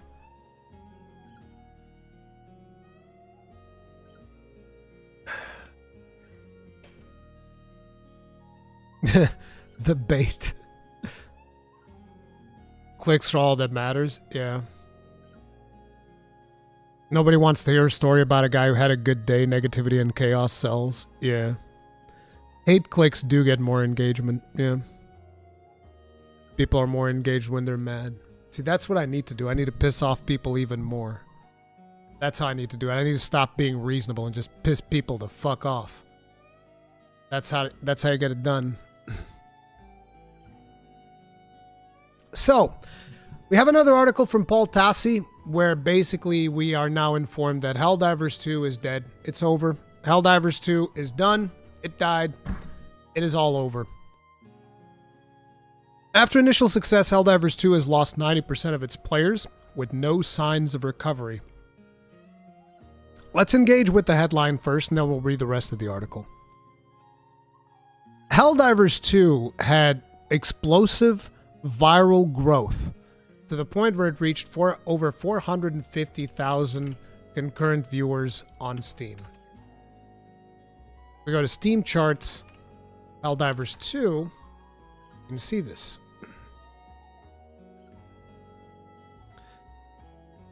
The recent 24-hour peak is 45,000, which it is, as you can see, 10% of its highest peak of 458,000. Now, anybody who knows anything will be aware that, like, this game was never meant to have 458,000 players. It was never meant to. The problem was, on top of it not being ready for that being the case because it was a viral success, what happened was PlayStation sabotaged the game. And then on top of it, because these developers were not as experienced in dealing with this amount of success, they tried heavily balancing everything according to what the community was saying. And so they ended up making the game a little bit stale because every time that somebody would find a really powerful combination, they would go in, they would nerf it. And eventually they nerfed everything so bad that people were like, well, what the fuck is going on? There's too many nerfs going on. There's not as many interesting things going on in this game. So people eventually got burned out of the amount of nerfs that they had to deal with when it comes to this game. But on top of it, people also received the whole Sony situation where Sony started saying, oh, you guys got to have a PSN account. And after the whole PSN debacle, wherein they were going about and saying, you need to have a PSN account, and then eventually they left the developers to burn for a full fucking weekend to feel the full brunt of the internet coming down on them. And then on Monday, they come up like they're the big saviors and say, oh, actually, it's fine. We're not going to force you to have a PSN account, but we're still blocking the game on like 200 countries, which is ridiculous. And obviously is going to stifle the growth of the game. So you have like 3 different situations that have contributed to the game losing a portion of its player base. You have the developers being overzealous with balancing weapons to the point where they made a stale endgame experience, I would imagine. You have PlayStation coming in with their PSN bullshittery and then still locking down a bunch of countries from, buying the game. But then on top of it, you also have the fact the game was never meant to have this many players to begin with. It was like just a good surprise that happened, and they probably made a decent chunk of change with that. But fundamentally, this is the type of game that to me was always going to be something you play it for a couple of months, and then you take a break, and then maybe you come back later when they do like a big push for more content, stuff like that, and so on and so forth. That's always the way that I've seen this game. But when it comes to live service games, it's all about the numbers. Game, number needs to go up, otherwise game is dead. It was the same thing with Palworld. Like, Palworld right now doesn't have nearly as many players as it used to when it released. Right, you look at Palworld, you're looking right now at a 24-hour peak of 103,000 players. Which, and again, these numbers are really good. 40,000 players, there are many games that would kill for 40,000 concurrent players. And keep in mind, these are Steam numbers, not taking into account PlayStation numbers. It's like the game is doing fine. It doesn't need a recovery. The game is fine. It is beyond profitable at this point. All they got to do is steady the boat and keep pumping out content. That's it.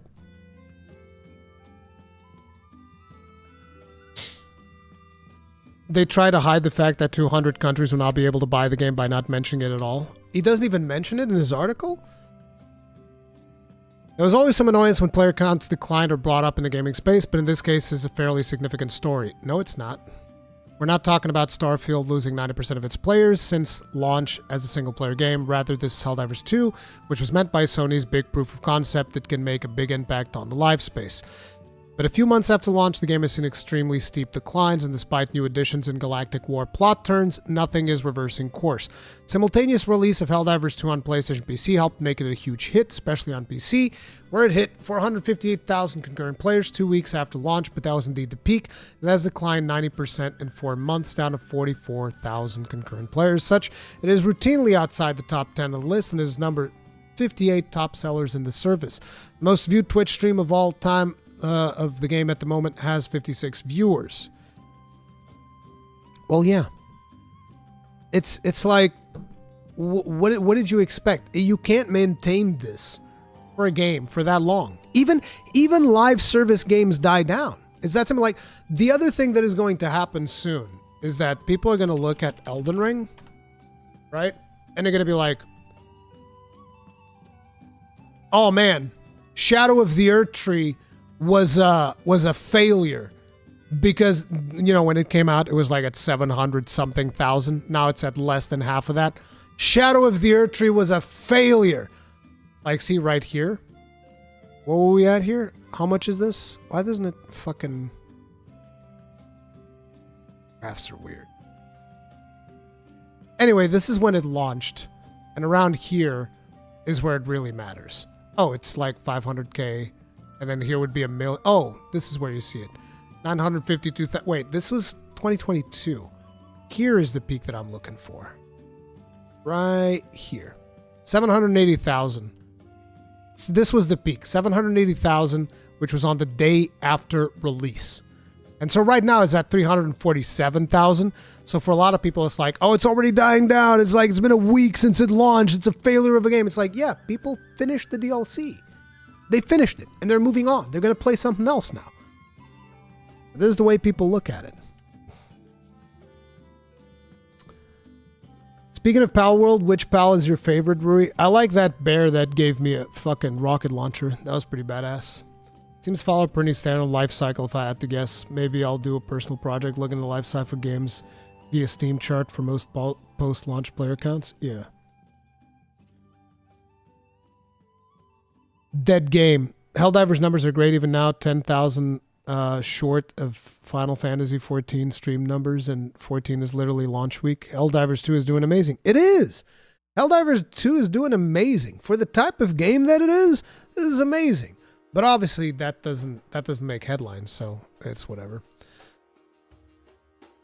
This is important because this is a live game. This is the type of game that Sony wanted to make an impact and become an ongoing success, not just an initial one. Sony can sell plenty of copies of single-player games, and it's fine, but the player count significantly drops off rather quickly once players are finished. There's no finishing Helldivers, which is constantly adding new gear, cosmetics, major orders, and new fronts to the war. Players most recently have been complaining that higher levels were too punishing to be fun, but after a large-scale buff patch, it barely moved the needle. Looking at the numbers, there has been no significant surge of other than a brief spike when a mass automaton invasion happened, but interest fell sharply after a week, and since then the game has continued to shed players quickly. Again, this was never going to be the type of game that is going to be up there with an MMO, if that's what they were expecting. It's just not that kind of game. You get to a point where you've unlocked pretty much everything that you want to unlock in the game, and you're just playing the game for fun. And then eventually you get tired of the progression because it's a PvE game. There's no PvP in it, so, you know, it is what it is. Unless the game was to add something like raids, which I don't think it has to add something like raids. It is what it is. You get to a point where people are just like, okay, that was fun, that was cool. I enjoyed myself. And boom, done. Helldivers right now isn't the player count, it's the balanced devs still messing up weapons and patrols and such. I wouldn't know. I haven't played the game in a while because I've been busy with other games. Like I even said when I started playing Helldivers 2, I even said I love this game, I think the game is amazing, but this is just kind of like a stopgap for me in between the other games that I want to play.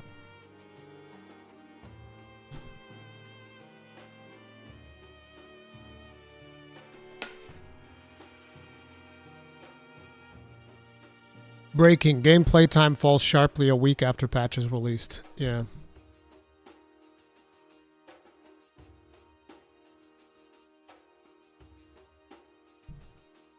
Which pal you like? Laughs in Portuguese. Which pal? I don't know what you're trying to infer. Anyway, it is time to shout out the Longbeards. Longbeards, thank you very much for your support. Devin Widener, Astron RH, KJ Plays, Crisis, Sherlock Para, Mitaku, Philip Grubham, ESS99, Cole Brick, C Manta, Luis Rosa, James Cheek 7507, Slam Iron, Khalid Salih, Red Pig Bank, Rambo the Nerd, Sephirian, John Coombs, Pege 83, Lord Snake, Pizza Man Invaded, Miz and Jamal, Angry Scottstat 23, Alex S, Robert 396, Shelby Neko, you Giga Chads, tip of the hat. Appreciate the support. Thank you. Thank you very much. Oh, you mean Brazilian Portuguese. Qual pau você gosta, hein? Qual pau que tu gosta? Está longo, grosso.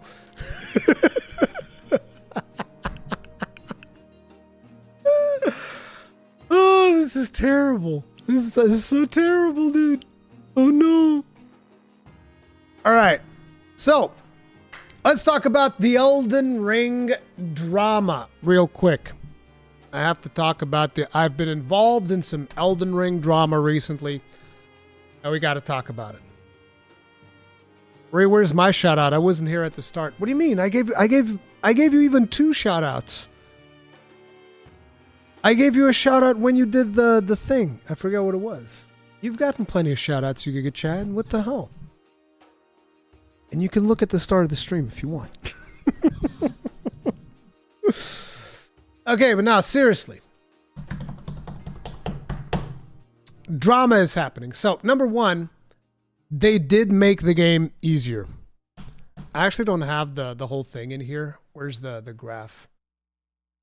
Skidoo Tree Blessing Buff. I know that there's an image for this.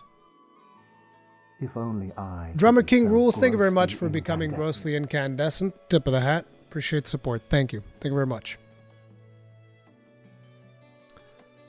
So, this is what they've done with the Skidoo Tree Blessings. It used to be like this. It became like this. So you get basically you get much more damage much earlier on, which makes the game easier at the beginning, and then it peters out, and at the end you get 5% more.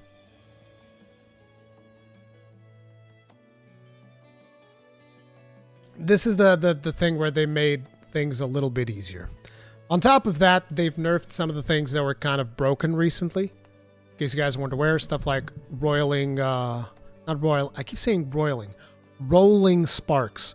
Rolling sparks where you could just point to the ground, shoot the rolling spark, it would delete everything. So they nerfed that, obviously, because that was not intended. The surprise is that they did not nerf impenetrable thorns, which was another thing that was very much busted. It was so overpowered. It was ridiculous. It is still so overpowered because you can just destroy everything with that spell. They've also nerfed a couple of weapons that were a little bit more powerful than they were intended to, like the Fire Knight's Great Sword. That one was apparently dealing a little bit more damage than what it should. And there's a couple of more tweaks and things here and there. So there's been some stuff that has been changed. Some of it does affect difficulty, some of it does not. But in a large portion, how should I put this? In a general way, the difficulty hasn't been changed that much. It's just earlier in the game, it's going to be easier. That's it. It's going to be easier, a little bit easier. But yeah. Hey, Ricardo, what's up?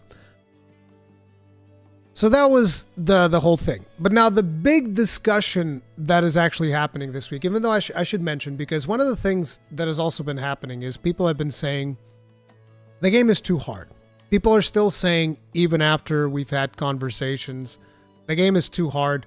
That last boss is some RNG bullshit, yada, yada, yada. Here's Lobos playing the last boss. Yeah, a part of the stomp combo, right? I've never seen him do that. Rune level 1, by the way. Rune level 1 character, but he does have Shadow Tree blessings. That's concerning.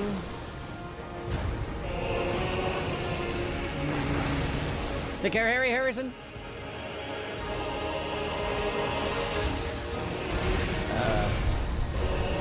How many? 13 hours and first time I've seen that? Oh.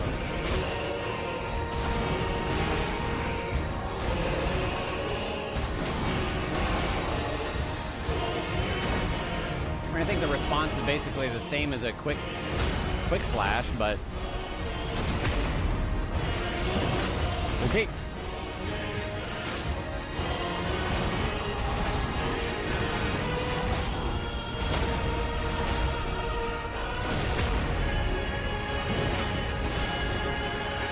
Radon's getting fatigued?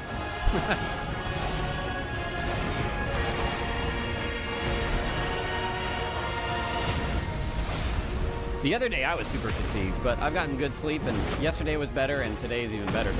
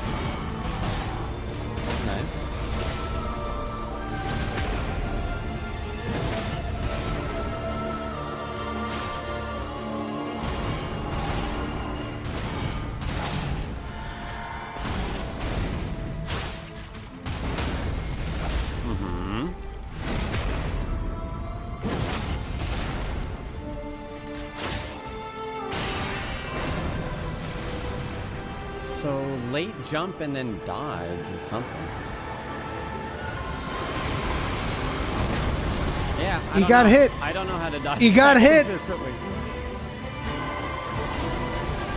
Reset. You got hit.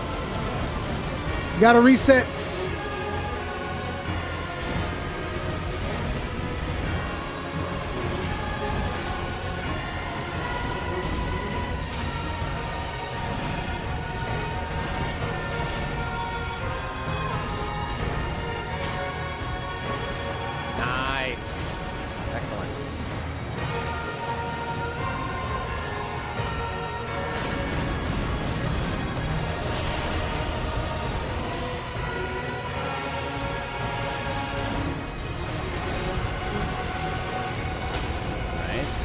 good showcase.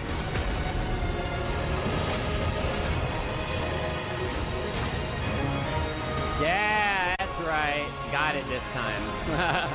No greed.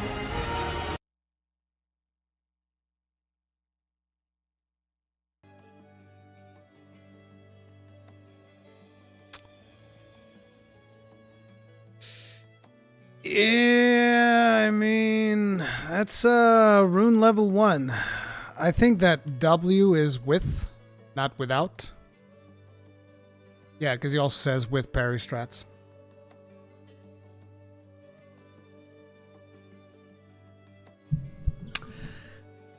So it's like people tell me that it's impossible, it's too hard, it's too much. Rune level 1. Now, yes, this is Lobos. He's a fucking Giga Chad when it comes to these games, obviously. But, you know, I'm just saying it is possible, but it requires a lot more effort. It requires a lot more effort than other bosses have required in the past. But it is possible to learn. Like, here's another one. Someone who is not as skilled as Lobos.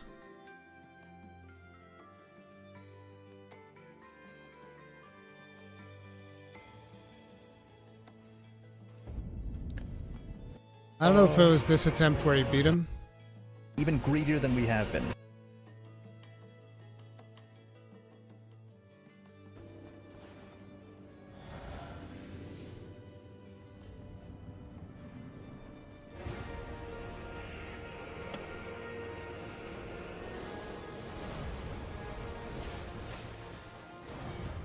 Okay. We need to be greedier. We need to be greedier than we have been. I've been wrong, chat. I've been assuming I've been too greedy, but no. We need to be even greedier than we have been.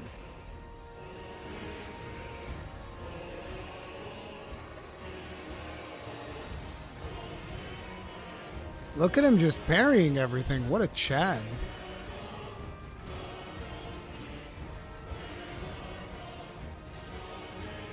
That Pierce, that's got to go. We need to parry that every time if we're going to win.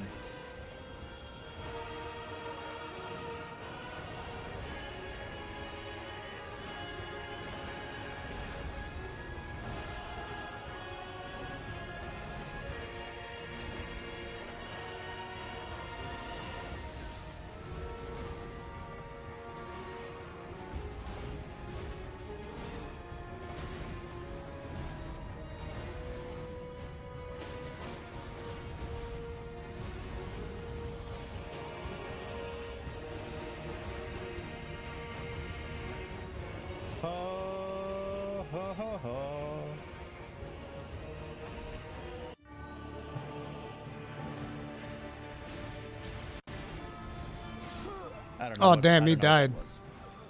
I don't even know what that was. Oops. Where's the actual kill then? This was the kill right here. Let's just go straight into second phase. Puzzle. Well, it's not. I'm willing to bet this takes less time than the chair puzzle. It was the next attempt that he did it.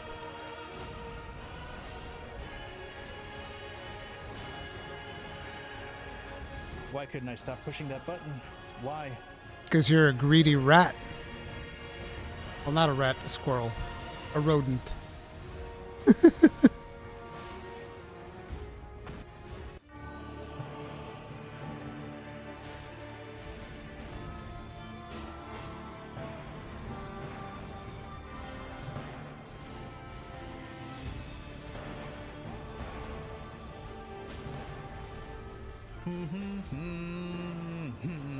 Great song. See? He's doing fine. No summons. Just him and Radon. Not even a great shield, just a regular shield.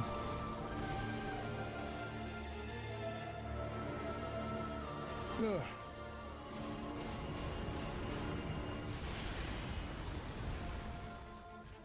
I'll learn how to deal with that eventually.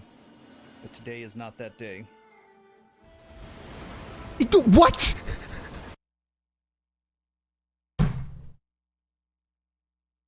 What was that? Why was he sitting there blocking it? What the fuck? What was that? You can just run away from that and not get hit.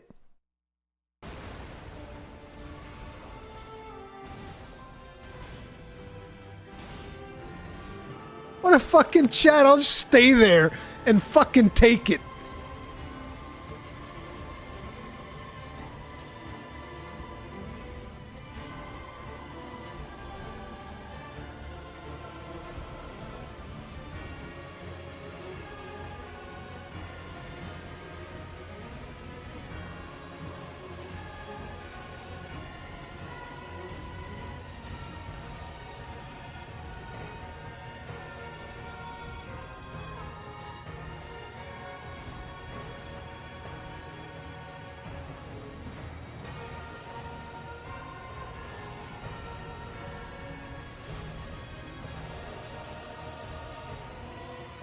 Must have a Lancer's mentality. Yep.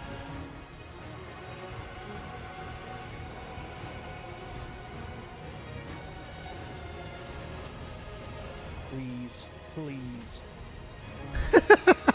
The desperation. The desperation in his voice.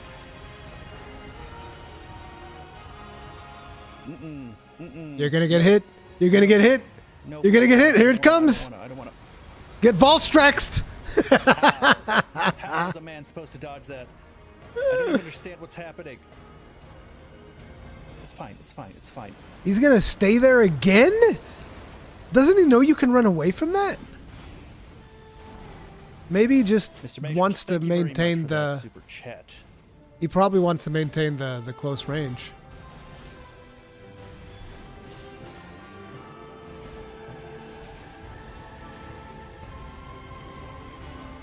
Dude, these last seconds are so Come on, it's bad. fine. Look. The panic. There it is. Careful, Rata. Careful. Uh-oh. Oh, no. Eee! The greed. Oh. Fuck you. There it is. That's another one. So it's like, you know, people are saying, oh, but it's Lobos. He's God tier. And it's like, Ratatosker's also good at the game, yes, but I wouldn't say that he's on the same level as Lobos or some of the, you know, some of the people that do the crazy more challenge stuff, right? So like, and I killed it, but I used the Great Shield, and apparently that doesn't count, so I'm not going to bother showing you guys my kill, because that, you use the Great Shield, it doesn't count. So whatever. But the point is, you can kill it. You can kill it. It's not impossible. Is it hard? Yes. That's the point. It's the last boss you will face in Elden Ring. That's the point. You know what I'm saying? That right there is the point. This is your last boss. And it just bothers me how negative people are being about it.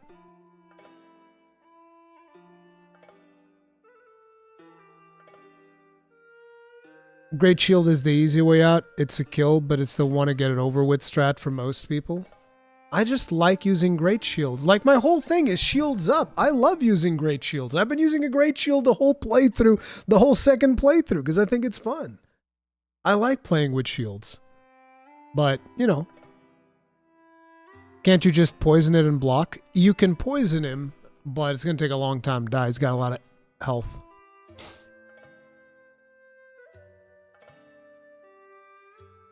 His heart beating, his hands are shaking. Yeah.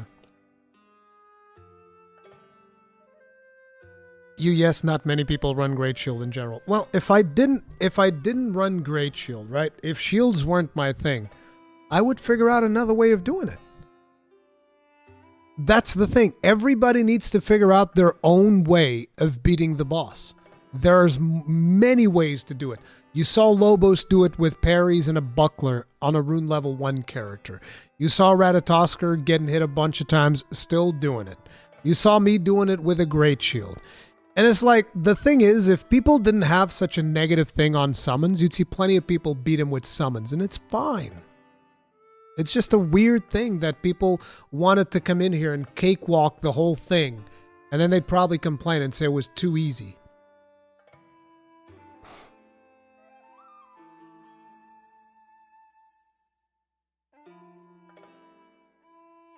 Phase 2 is not good, can't see shit half the time. If you were here during Annihilation, you know all about that. We were tempered in Annihilation and Remnant 2, so... Couldn't solo on New Game Plus Plus without a Great Shield? It's about coming up with a strategy. Is there a rule we can't use Great Shields or summons? No, there isn't. It's just people being weird. It doesn't really matter what you use. The point is, this was Miyazaki saying, okay, this is the send-off. This is the final boss. He's going to be the hardest one. Deal with it. Annihilation was absurdly yeah, Annihilation is brutal. Annihilation is very, very hard to understand what the fuck is going on in that fight.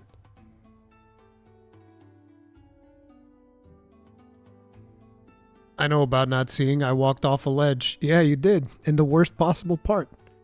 Miyazaki himself uses the summons exactly. But so, I was involved in another drama too.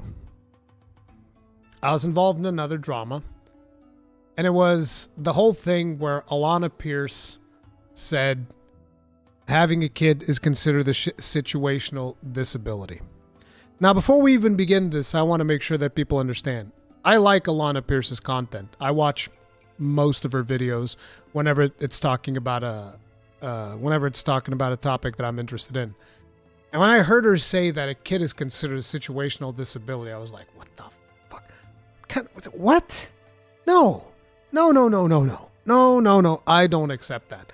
And people have since then linked me to the document. There's like some Microsoft document for inclusive development, whatever the fuck, where they support this classification of a child being a situational disability. And it's like, I fundamentally, and I said it again, add another one to the counter, Mrs. Dummy Giggles, I disagree with the notion that you should ever refer to a child as a situational disability, regardless of the context. Regardless of the context. There should never be... I think that people don't understand how damaging it is for a child to potentially... Like, imagine a child hears someone referring to them as a situational disability. What do you think that's going to do to the psyche of your child? That will crush a child. I'm not even exaggerating. That will crush a child. It's ridiculous. But like, having a child a situational disability is ridiculous. And the thing is, the other part about this that really bothers me, and you know, I'm talking about this here because trying to type all this shit out on Twitter with the character limits and all this bullshit, I'd be writing like a fucking essay. But like, the other thing about this that really bothers me is that this is being done in the name of corporations realizing that's like, oh, if this person has a kid, we need to make sure that we account for the fact that a kid is there so that we can fight the kid for the attention of this individual. Make no mistake, this is why these terms are being used in software development. They want to make software appealing to the point where you will actually be like, no, I can't play the video game while my kid is here because there's all these convenient things. So I can not pay attention to my kid and just be playing the video game. This is why these software development companies are coming up with these terms like situationally disabled, because they want to get as much screen time out of you as they possibly can. And if that means you're not paying as much attention to your child, that's exactly what they fucking want. I don't give a fuck. Your kid could put the fork in the socket just like she says, and these companies like, did he leave the screen because the kid put the fork in the socket? No? Sounds good. Sounds good. It's really bad. And so even from a development standpoint, It bothers me because it's like, listen, as a developer, you should be concerned about what the game is like when I'm actively engaging with it. I don't need you to be concerned what the game is like when I am not engaging with it, when I'm taking care of my kid. I don't need you to account for the fact that I have a kid. No, don't even worry about it.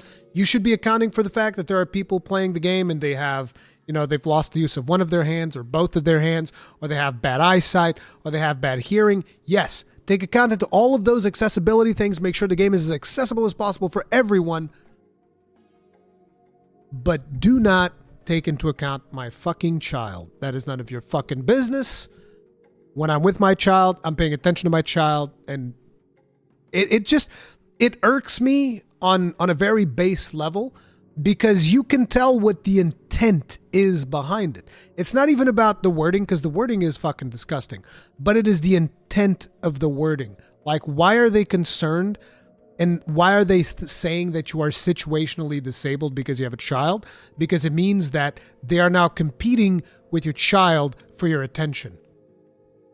And they're developing software around that. And that bothers me.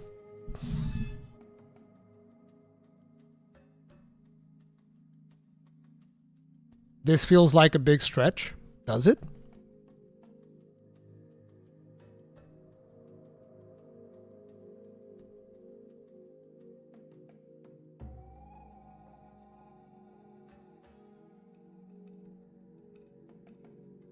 Is it the end of the world? I'm not even talking about the pausing of the game. We're going to talk about the pausing of the game. That's the thing. I'm talking about the industry term of classifying a child as a situational disability. Right now, we're just talking about that aspect of it. And again, I reinforce, I like Alana's content. I like watching her videos. I think she's cool. Which is why I even started my post. I want you to pay attention. I started my post. Sorry, Alana. As in, I'm going to apologize because I'm going to disagree with you. So I want to be as respectful as possible because I respect her. Right? And still, people came at me saying like this was a fucking personal attack, and I was like getting real mad and all this shit. And it's like, I've been nothing but polite. Am I not allowed to disagree with this industry term? It was weird. That was really weird. Who gives a shit what the term is, though? It had nothing to do with the argument. I feel like it did. Personally, I feel like it did. I feel like it definitely had to do with the argument. Because I don't agree with the term that is being used, and I don't agree with whoever uses that term, regardless if it's an industry standard or not. I don't think it should even gotten to the point where it is an industry standard. How does a term like that even become an industry standard? It's ridiculous. Insane is pretty loaded. The use of this word in this context is insane. Like, why is that? Is this the part that people got hung up on, that they thought that this is an attack? Because like, I didn't type this on Rage. Oh my God, I'm so outraged. It was like, hey, I don't agree. I don't agree, and you're not going to get me to agree with this. It's, I just wanted to express disagreement. But a lot of people interpreted this as an attack. It's weird.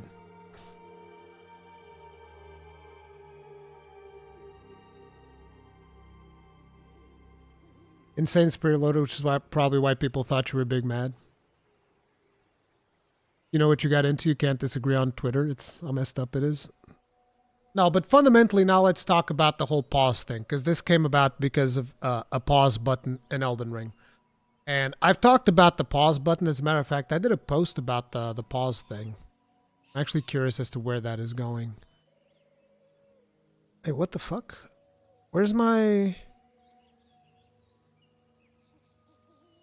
pause button thing? What the fuck? Bro.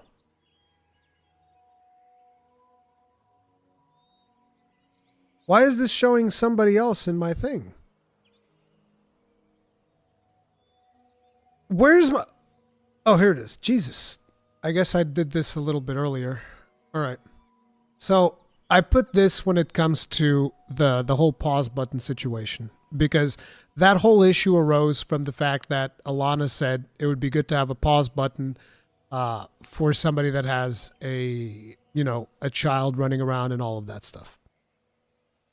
When it comes to the pausing in Elden Ring, I'm actually neutral on it. I don't care that much. I don't care that much about whether or not they add a pause to the game. It doesn't really change anything for me. But, I don't mind if they add a pause button or not. So I'm neutral. The thing to me is, what makes us think that there isn't a reason as to why there's not a pause button? Because Dark Souls 1 doesn't have a pause button. Demon Souls doesn't have a pause button. Dark Souls 2 doesn't have a pause button. Dark Souls 3 doesn't have a pause button. Bloodborne doesn't have a pause button. And then Sekiro does. Now, Sekiro has a pause button, but Sekiro doesn't have any online. All of these other games we just listed, they all have online features, and you could be getting invaded at any point in time. Now, with Elden Ring, that's not really the case anymore, because you don't really get invaded in Elden Ring unless you're engaging in multiplayer. You can be playing even online, and you will never get invaded, which is a whole nother topic that is extremely frustrating.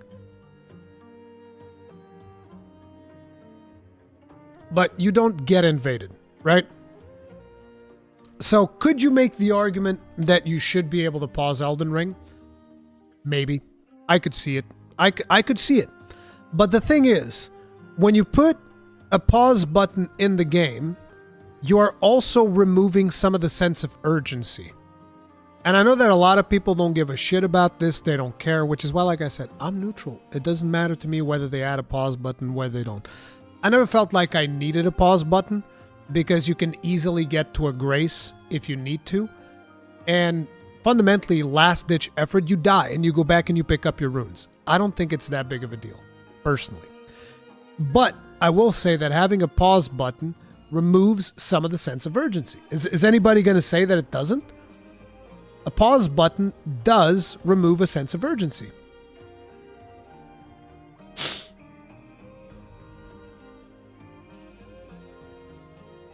Doesn't Lies of P have a pause? I don't remember. It's been a while.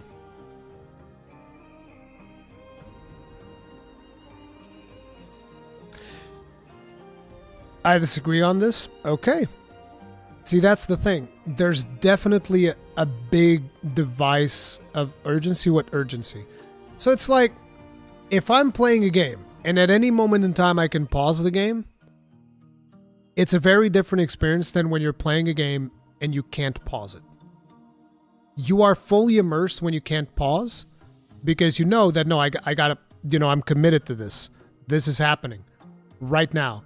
There's definitely a different sensation there than whenever you can just, like, at any point in time, no, just hit the pause, go do something else. Again, I'm not saying this is a good thing or a bad thing. I'm saying that there are different feelings as to when you are playing a video game that you can pause and a video game that you can't pause. What urgency? Imagine you're getting attacked. You're getting attacked by 3 enemies. There's a sense of urgency there because you're being attacked. If at any point in time you can just go like, pause, and then you can stop and you can think about, okay, let me see. I could roll, I could run to that hill, I could do this thing. Whereas if you can't pause, it's like, no, you need to make a split-second decision. These are different experiences. These are fundamentally different experiences. And again, like I said, I'm not opposed to it. I'm not even trying to defend not having a pause button. I don't care. What matters to me is whether or not the developers want the game to have a pause button. That's how I feel on the pause thing.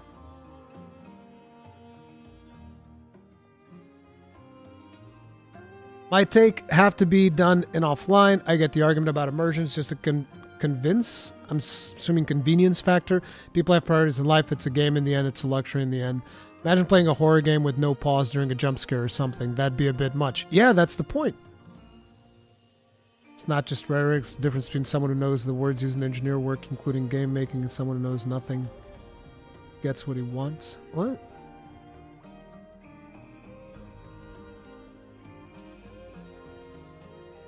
I'm missing what that reply is for.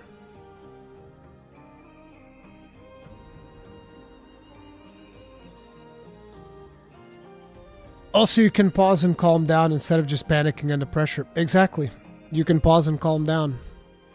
It's a different thing, in my opinion. But again, I'm not against it. I don't really feel too strongly either way. But it was interesting because I did make the question, hypothetically speaking, what if not having a pause button is part of their design philosophy? And 53% of people said then it's okay.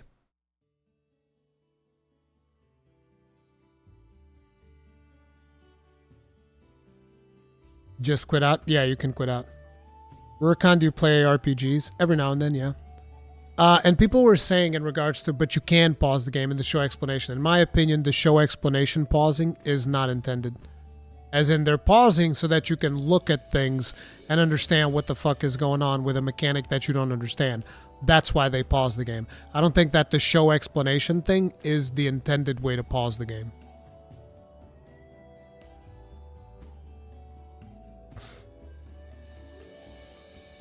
I just don't think it's as simple as a lot of people make it out to be, where they just say, doesn't fucking matter, it's a single player game, give me a pause button, that's it. I don't think it's that simple.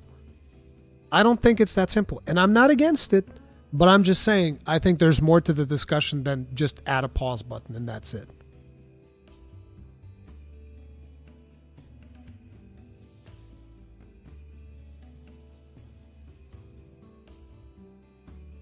For Elden Ring, to me, there's zero reason not to put a pause button when no multiplayer is involved. I think we should have a pause button because it makes healthy gaming habits easier to do. And I can take hourly breaks, use the rest. I mean, you can plan for hourly breaks. You can plan for stuff. It's not like, oh, I need to stop right this second. You can wait until there's no enemies around, and then you can exit the game. And then you can go do whatever you want. You don't need a pause button for that. But I do understand why people want a pause button. I understand it. It's very convenient to have one. I'm just not sure that that is the better solution.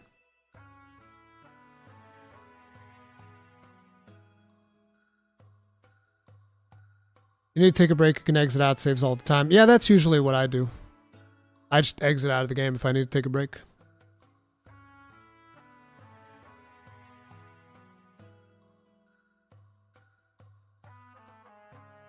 Guys, when the fuck is Switch 2 gonna come out? Who knows?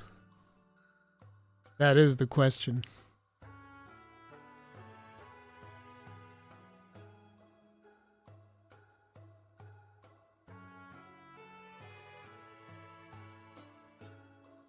Yeah, that's usually where I land as well, casual things. It's like, you know, I go out, look for a quiet area. And you know, that's just the way that I personally look at it. To me, the most important thing is what is the developer intent behind the game not having a pause button? Because we need to remember, FromSoftware listens to the community, and this is something that has been requested at least since the first Dark Souls, and they've never done it. Why? Why haven't they done it? That's the question.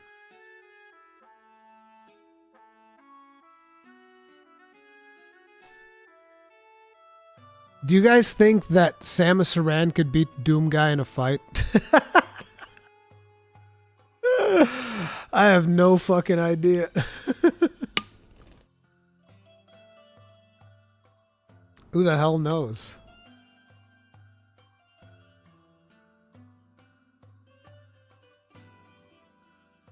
Right now you know what question you have to ask Miyazaki the next time you interview him. I asked ChatGPT. I asked ChatGPT and it said something about an interview that I could never find.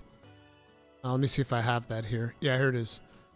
So I asked ChatGPT and it said, Hidetaka has discussed various aspects of the game's design philosophy in his interviews over the years, specifically regarding the absence of a pause button. He highlighted the importance of maintaining tension and immersion. One such explanation can be found in an interview he gave to GameSpot in 2011. We don't have a pause button because we want to maintain the sense of tension and excitement in our game. If we allowed players to pause it, it would take away from that experience. Again, I've never been able to find this interview because the GameSpot website has gone through so many different iterations, so I can't find this interview. I don't know if this interview exists. I don't know if ChatGPT just went source. I made it the fuck up, because it might. Sometimes ChatGPT does that, which is why I didn't run with this. Like, no, it's definitely intended. But like, for instance, okay, if this was true, right? If this is true, and Miyazaki hasn't put a pause button because they want to maintain the sense of tension and excitement in the game, I think that's perfectly fine. But a lot of people don't agree with that.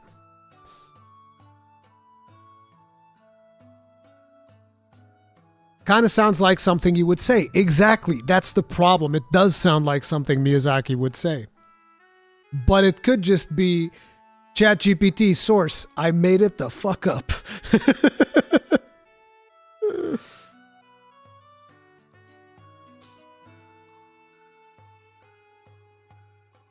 Every game we ask for infinity respecs and never get them, or capstone upgrade farms. Oh, capstone, you mean like the ancient smithing stone. I'm not going to assume everything Miyazaki does is divine intent. Sometimes they do things just because it might be the case. It might be the case. But like, for instance, the capstone farms. Actually, I never thought too much about capstone farms and how I feel about it. I guess I would like to have a capstone farm. I definitely would like to have an infinity respecs. I definitely would like to have infinite respecs. That I will agree. That I would criticize them on. It's like, yeah, we should have infinite respecs. I don't give a fuck. I'll accept that we don't, but we definitely should have. We should have infinite. I don't want to make a new character. Fuck that shit.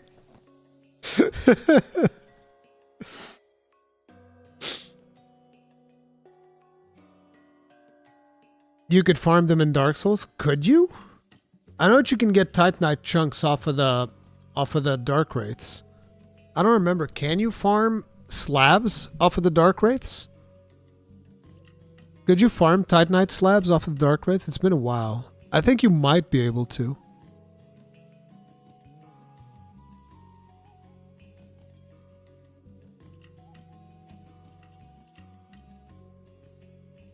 Let me see.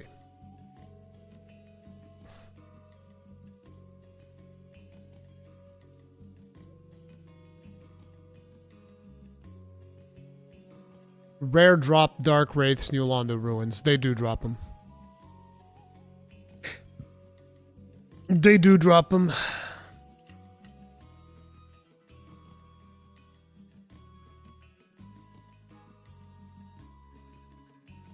I don't think there were Titanite slabs in Dark Souls 1. There definitely were. I know that. That much I can tell you, for sure. Do you think FromSoftware should do what Remnant 2 does and Lords with co-op? Yes! What do you mean not sync progression? Oh, yeah. I think they should. 100%. 100% I think they should. That was one of my favorite things about Lords, is that you can actually fully play it in co-op if you want to. I think that's really cool.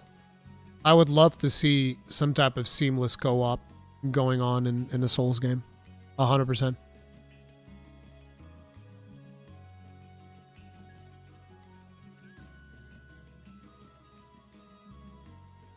I've been playing Dark Souls 1. Can you all tell me if there's an easy way through Gargoyle boss run from Andre Bonfire?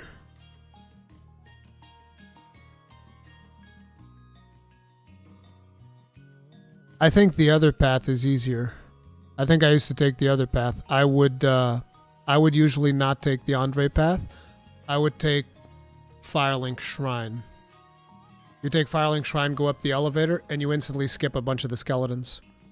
Because there's a bunch of the skeletons at the start, and then you only have to deal with the ones on the way. Yeah, but you do have to leg it, basically.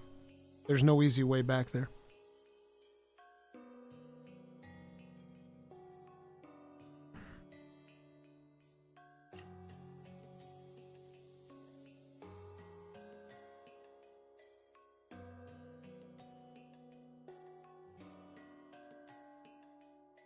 Surprising how much I still remember from Dark Souls 1, whereas I barely remember stuff from Dark Souls 2 and 3.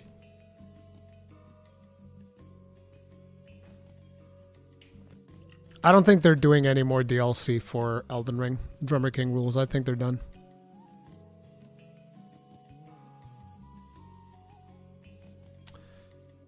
But yeah, next up we have Dragon Age Veilguard. Dragon Age, the Veilguard's difficulty options will let you turn off death entirely. Death, it's not great, but now there are options. So on a very visceral level, I'm not against this. I'm not against this because I think I would be a hypocrite if I was against it, because I've always said I'm all about the developer's design. If that's what they want to do, you go right ahead and I'll judge it on its merits. The problem is, if you put a mechanic like this in a video game, how are you going to balance it? Like, what is going to be the experience? What is the friction going to be like for people that don't have death? How does that even work? How does it work when you turn off death? Do I just go in there with my level 1 dagger wielding dude against a fucking dragon and slowly chip away at its health until it dies because I can't die?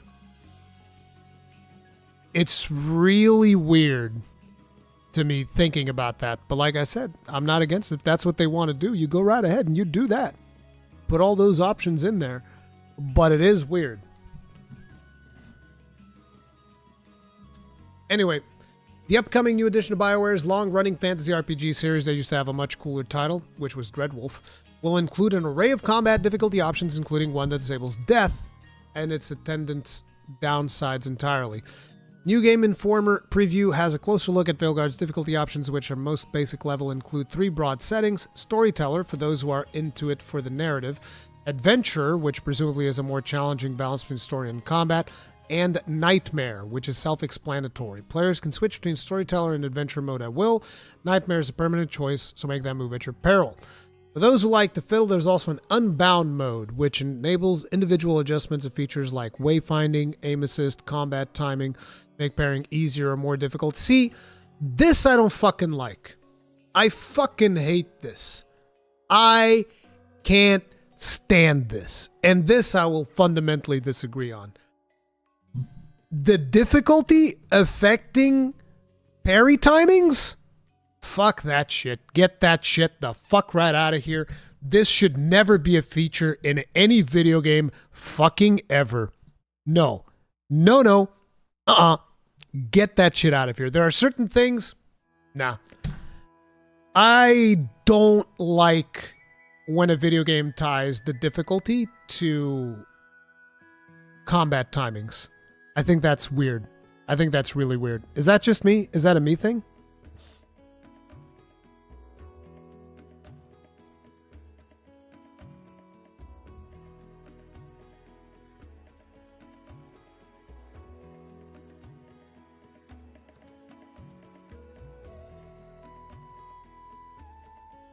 Weren't there accessories in 16 that made dodging and parrying easier? Were there? But those have a drawback, because that's like a piece of gear. So you put that piece of gear in there, there's a drawback to having it. That's a different thing. Star Wars did this and I hate it. Yep, 100%. I hated it too. I don't understand. I don't understand why you would do this. I really don't.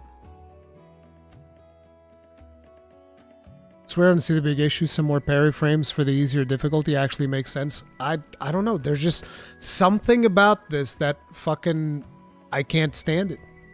Because imagine this, right? You're somebody that actually wants to evolve into the harder difficulties. And so you've been training the timing of your parries.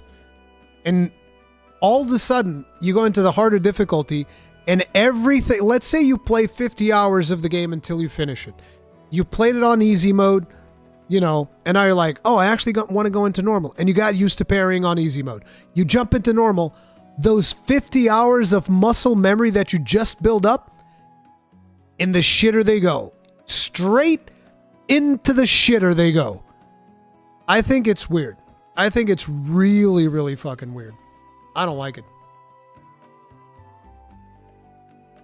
Makes all the previous gameplay pointless. From a parry perspective, yes. Then Ghost of Tsushima speed up attacks with higher difficulty. I don't know, I only played it on the hardest difficulty. It's exclusive to Unbound mode? Yeah. No. No. Because I kind of feel like if this is a setting that you can trigger an unbound mode, likely in Storyteller, that's going to be enabled by default because it's a difficulty setting. I don't know. I don't like this feature at all. Anyway, enemy health and how much damage they put out. A full-on auto-aim option is available, as is one that prevents death from occurring outright.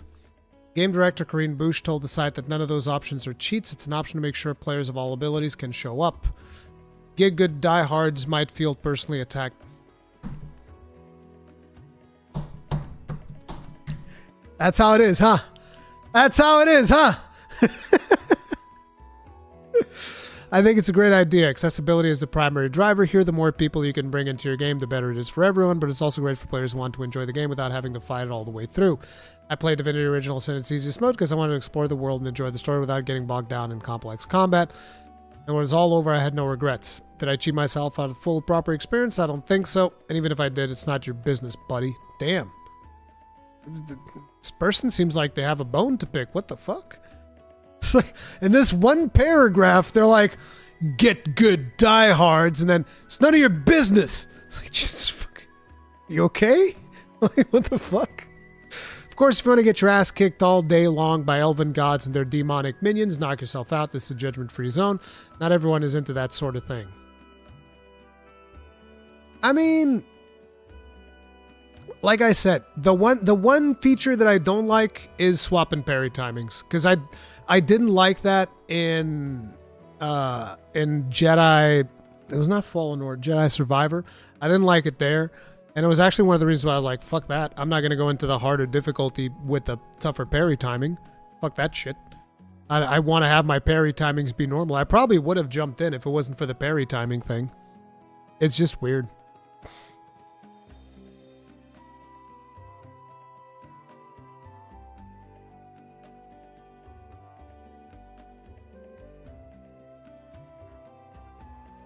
Game journal, what do you expect? They're pitiful people. I don't agree with that. Like, listen, we had a game journal on the podcast the other day. And nobody seemed to think any less of him. Gene Park. He's a game journal. They're not all bad. They're not all bad. I've always said they're not all bad. Yeah, like Tummy Giggle was saying, some suck, some don't. They're normal people with a shitty job. It's like, I don't know, for some of them maybe, but I don't think everybody's like playing it thinking they have a shitty job.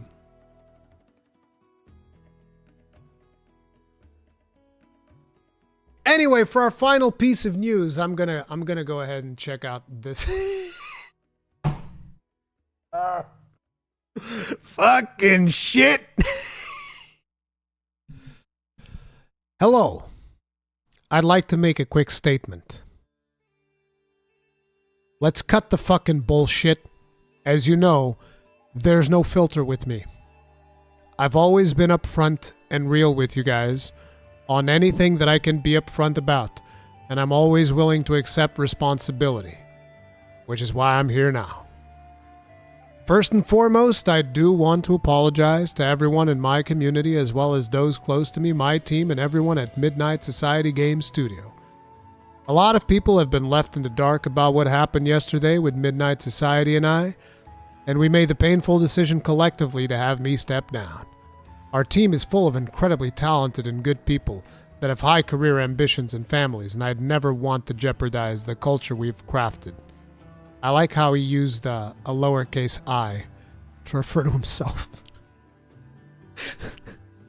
There's a bad joke in there somewhere. Everyone's been wanting to know why I was banned from Twitch, but for reasons outside of my control, I was not allowed to say anything for the last several years. Now that 2 former Twitch employees have publicly disclosed the accusations, I can now tell you my side of the story regarding the ban. Were there Twitch whisper messages with an individual minor back in 2017? The answer is yes.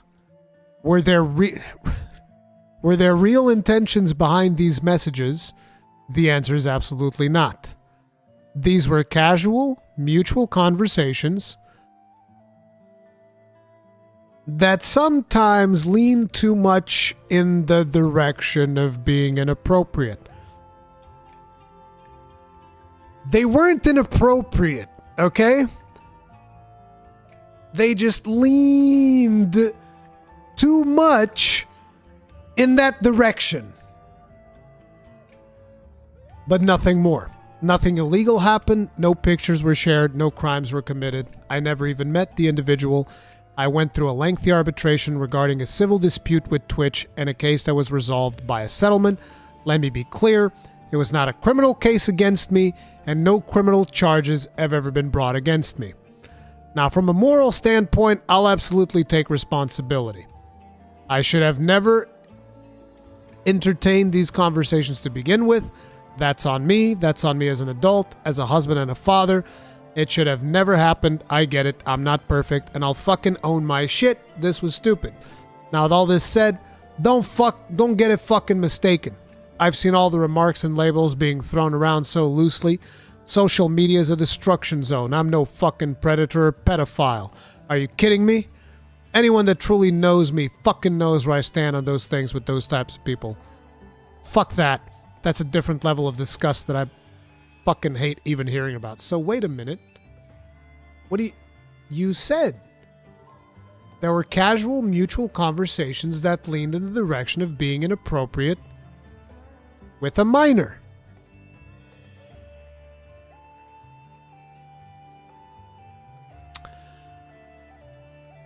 That's a different level of disgust that I fucking hate even hearing about. Don't be labeling me as the worst of the worst with your exaggerations. Get the fuck out of here with that shit. But I think I've said what I needed to say in regard to the band itself. That's it. That's why Twitch made the decision in 2020. To my team, community, industry, friends that have supported me, I apologize. I wish I could have said all this sooner. You guys have always showed me and my family the love and support throughout all of these years. We love you guys like you can't imagine. I have the fucking best community in circle. Blah, blah, blah, blah, blah. Trust me when I say this to all my haters that live and breathe social media with zero real life experience. I don't give a fuck about you. Finally, if you're uncomfortable with this entire statement and think I'm a piece of shit, yes. Yes, Doc. Yes, you are. That's fine, but I'm not fucking going anywhere. I'm not the same guy that made this mistake all those years ago. Taking an extended vacation with my family, as mentioned on stream, and I'm coming back with a heavy weight off my shoulders. They want me to disappear. Yeah, fucking right. Well, you're already not monetized on YouTube, so that's usually step one. Good luck. So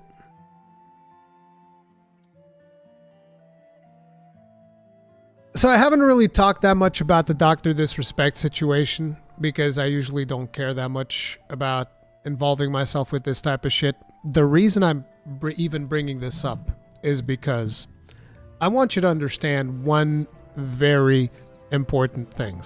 One very important thing here. Dr. Disrespect cheated on his wife, and at the same time, I don't know if it was exactly at the same time. I don't remember what year was it when he cheated on his wife, but he cheated on his wife, and he was having inappropriate conversations with a minor. Now, there's some other allegations out there about some trans sex worker or whatever, which I don't know if those are true or not, if those are fabricated or not. This we know is true because he confirmed it himself. And, you know, if he could absolutely say, no, I never did this, he would have said that. But he can't say it because, you know, then Twitch could come out with the evidence and be like, actually, here's the DMs. So he's not saying that, right? But here's the point, right? He cheated on his wife, inappropriately texted a minor, but even more importantly, more important than the fact that he did these things, and in my opinion, this is even more important than the fact that he did these things. Twitch knew about it, and they did fuck all.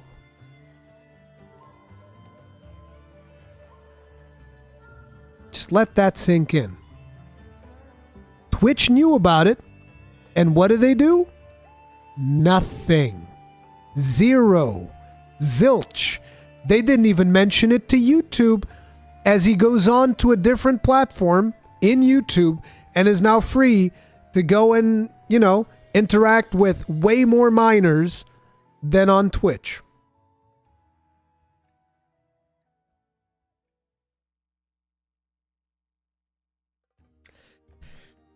Now, are you going to tell me that out of all of the big streamers on Twitch, out of everybody on that platform, Dr. Disrespect is the only one that was inappropriately messaging minors?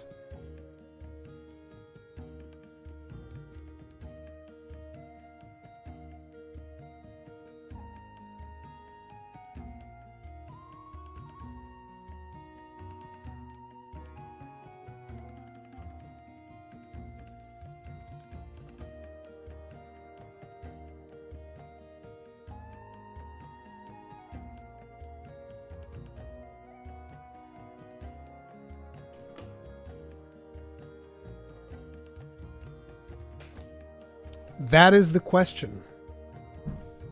Because obviously Dr. Disrespect is not the only one. Of course he's not. If we were to go through those files, those whisper messages of more big streamers, fucking shit.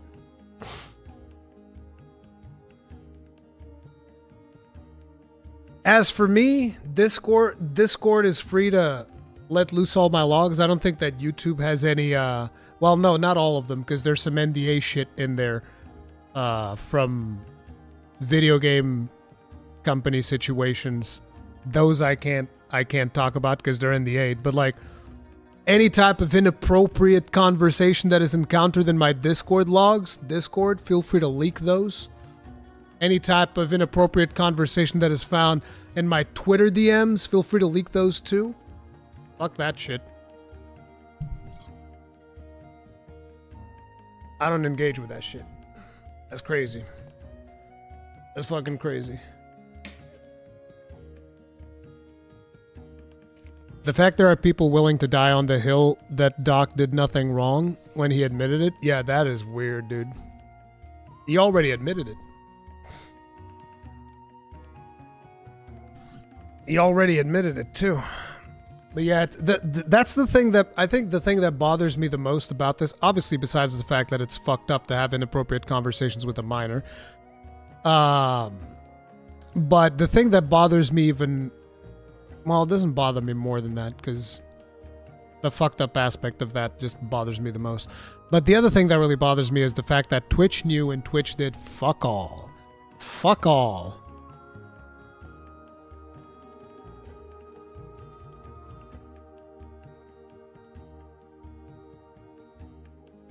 Apparently he's not even a doctor either. Who could have seen that one coming? I would have never seen that coming.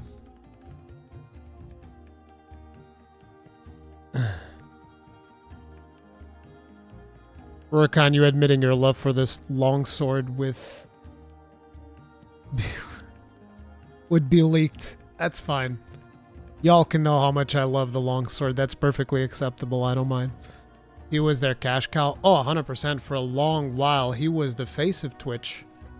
Dr. Disrespect was very much the face of Twitch. I have all the Discord messages of him gushing over longsword. Good.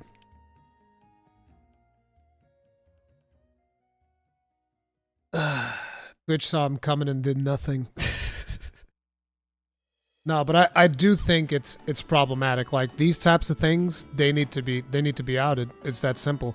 Because you basically had someone with a history of doing some really fucked up shady shit online, basically still having access to a platform and being able to continue doing that. Who knows what his Twitter DMs look like? We should talk to Elon Musk. See how Doc's Twitter DMs are looking like.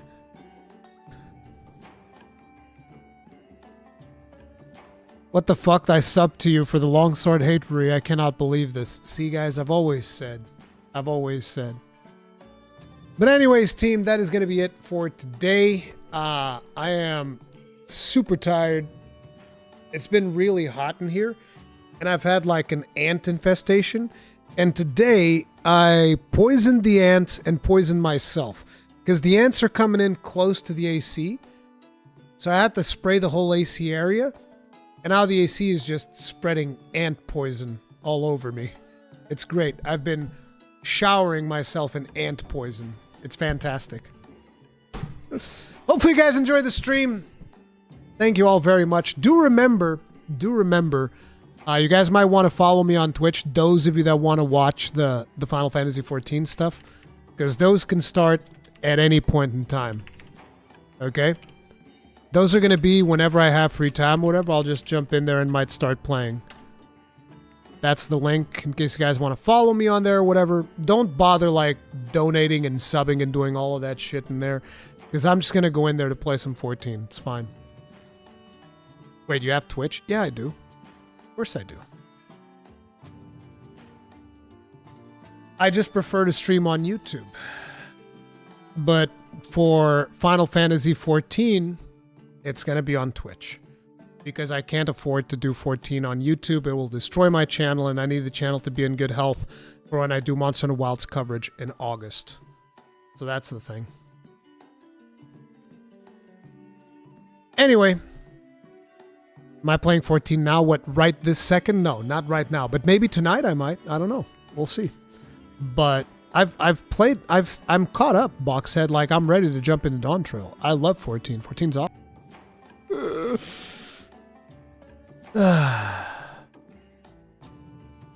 Yeah, that I actually need to be careful about being sarcastic about that shit, because YouTube will detect that and be like, wait, what the fuck?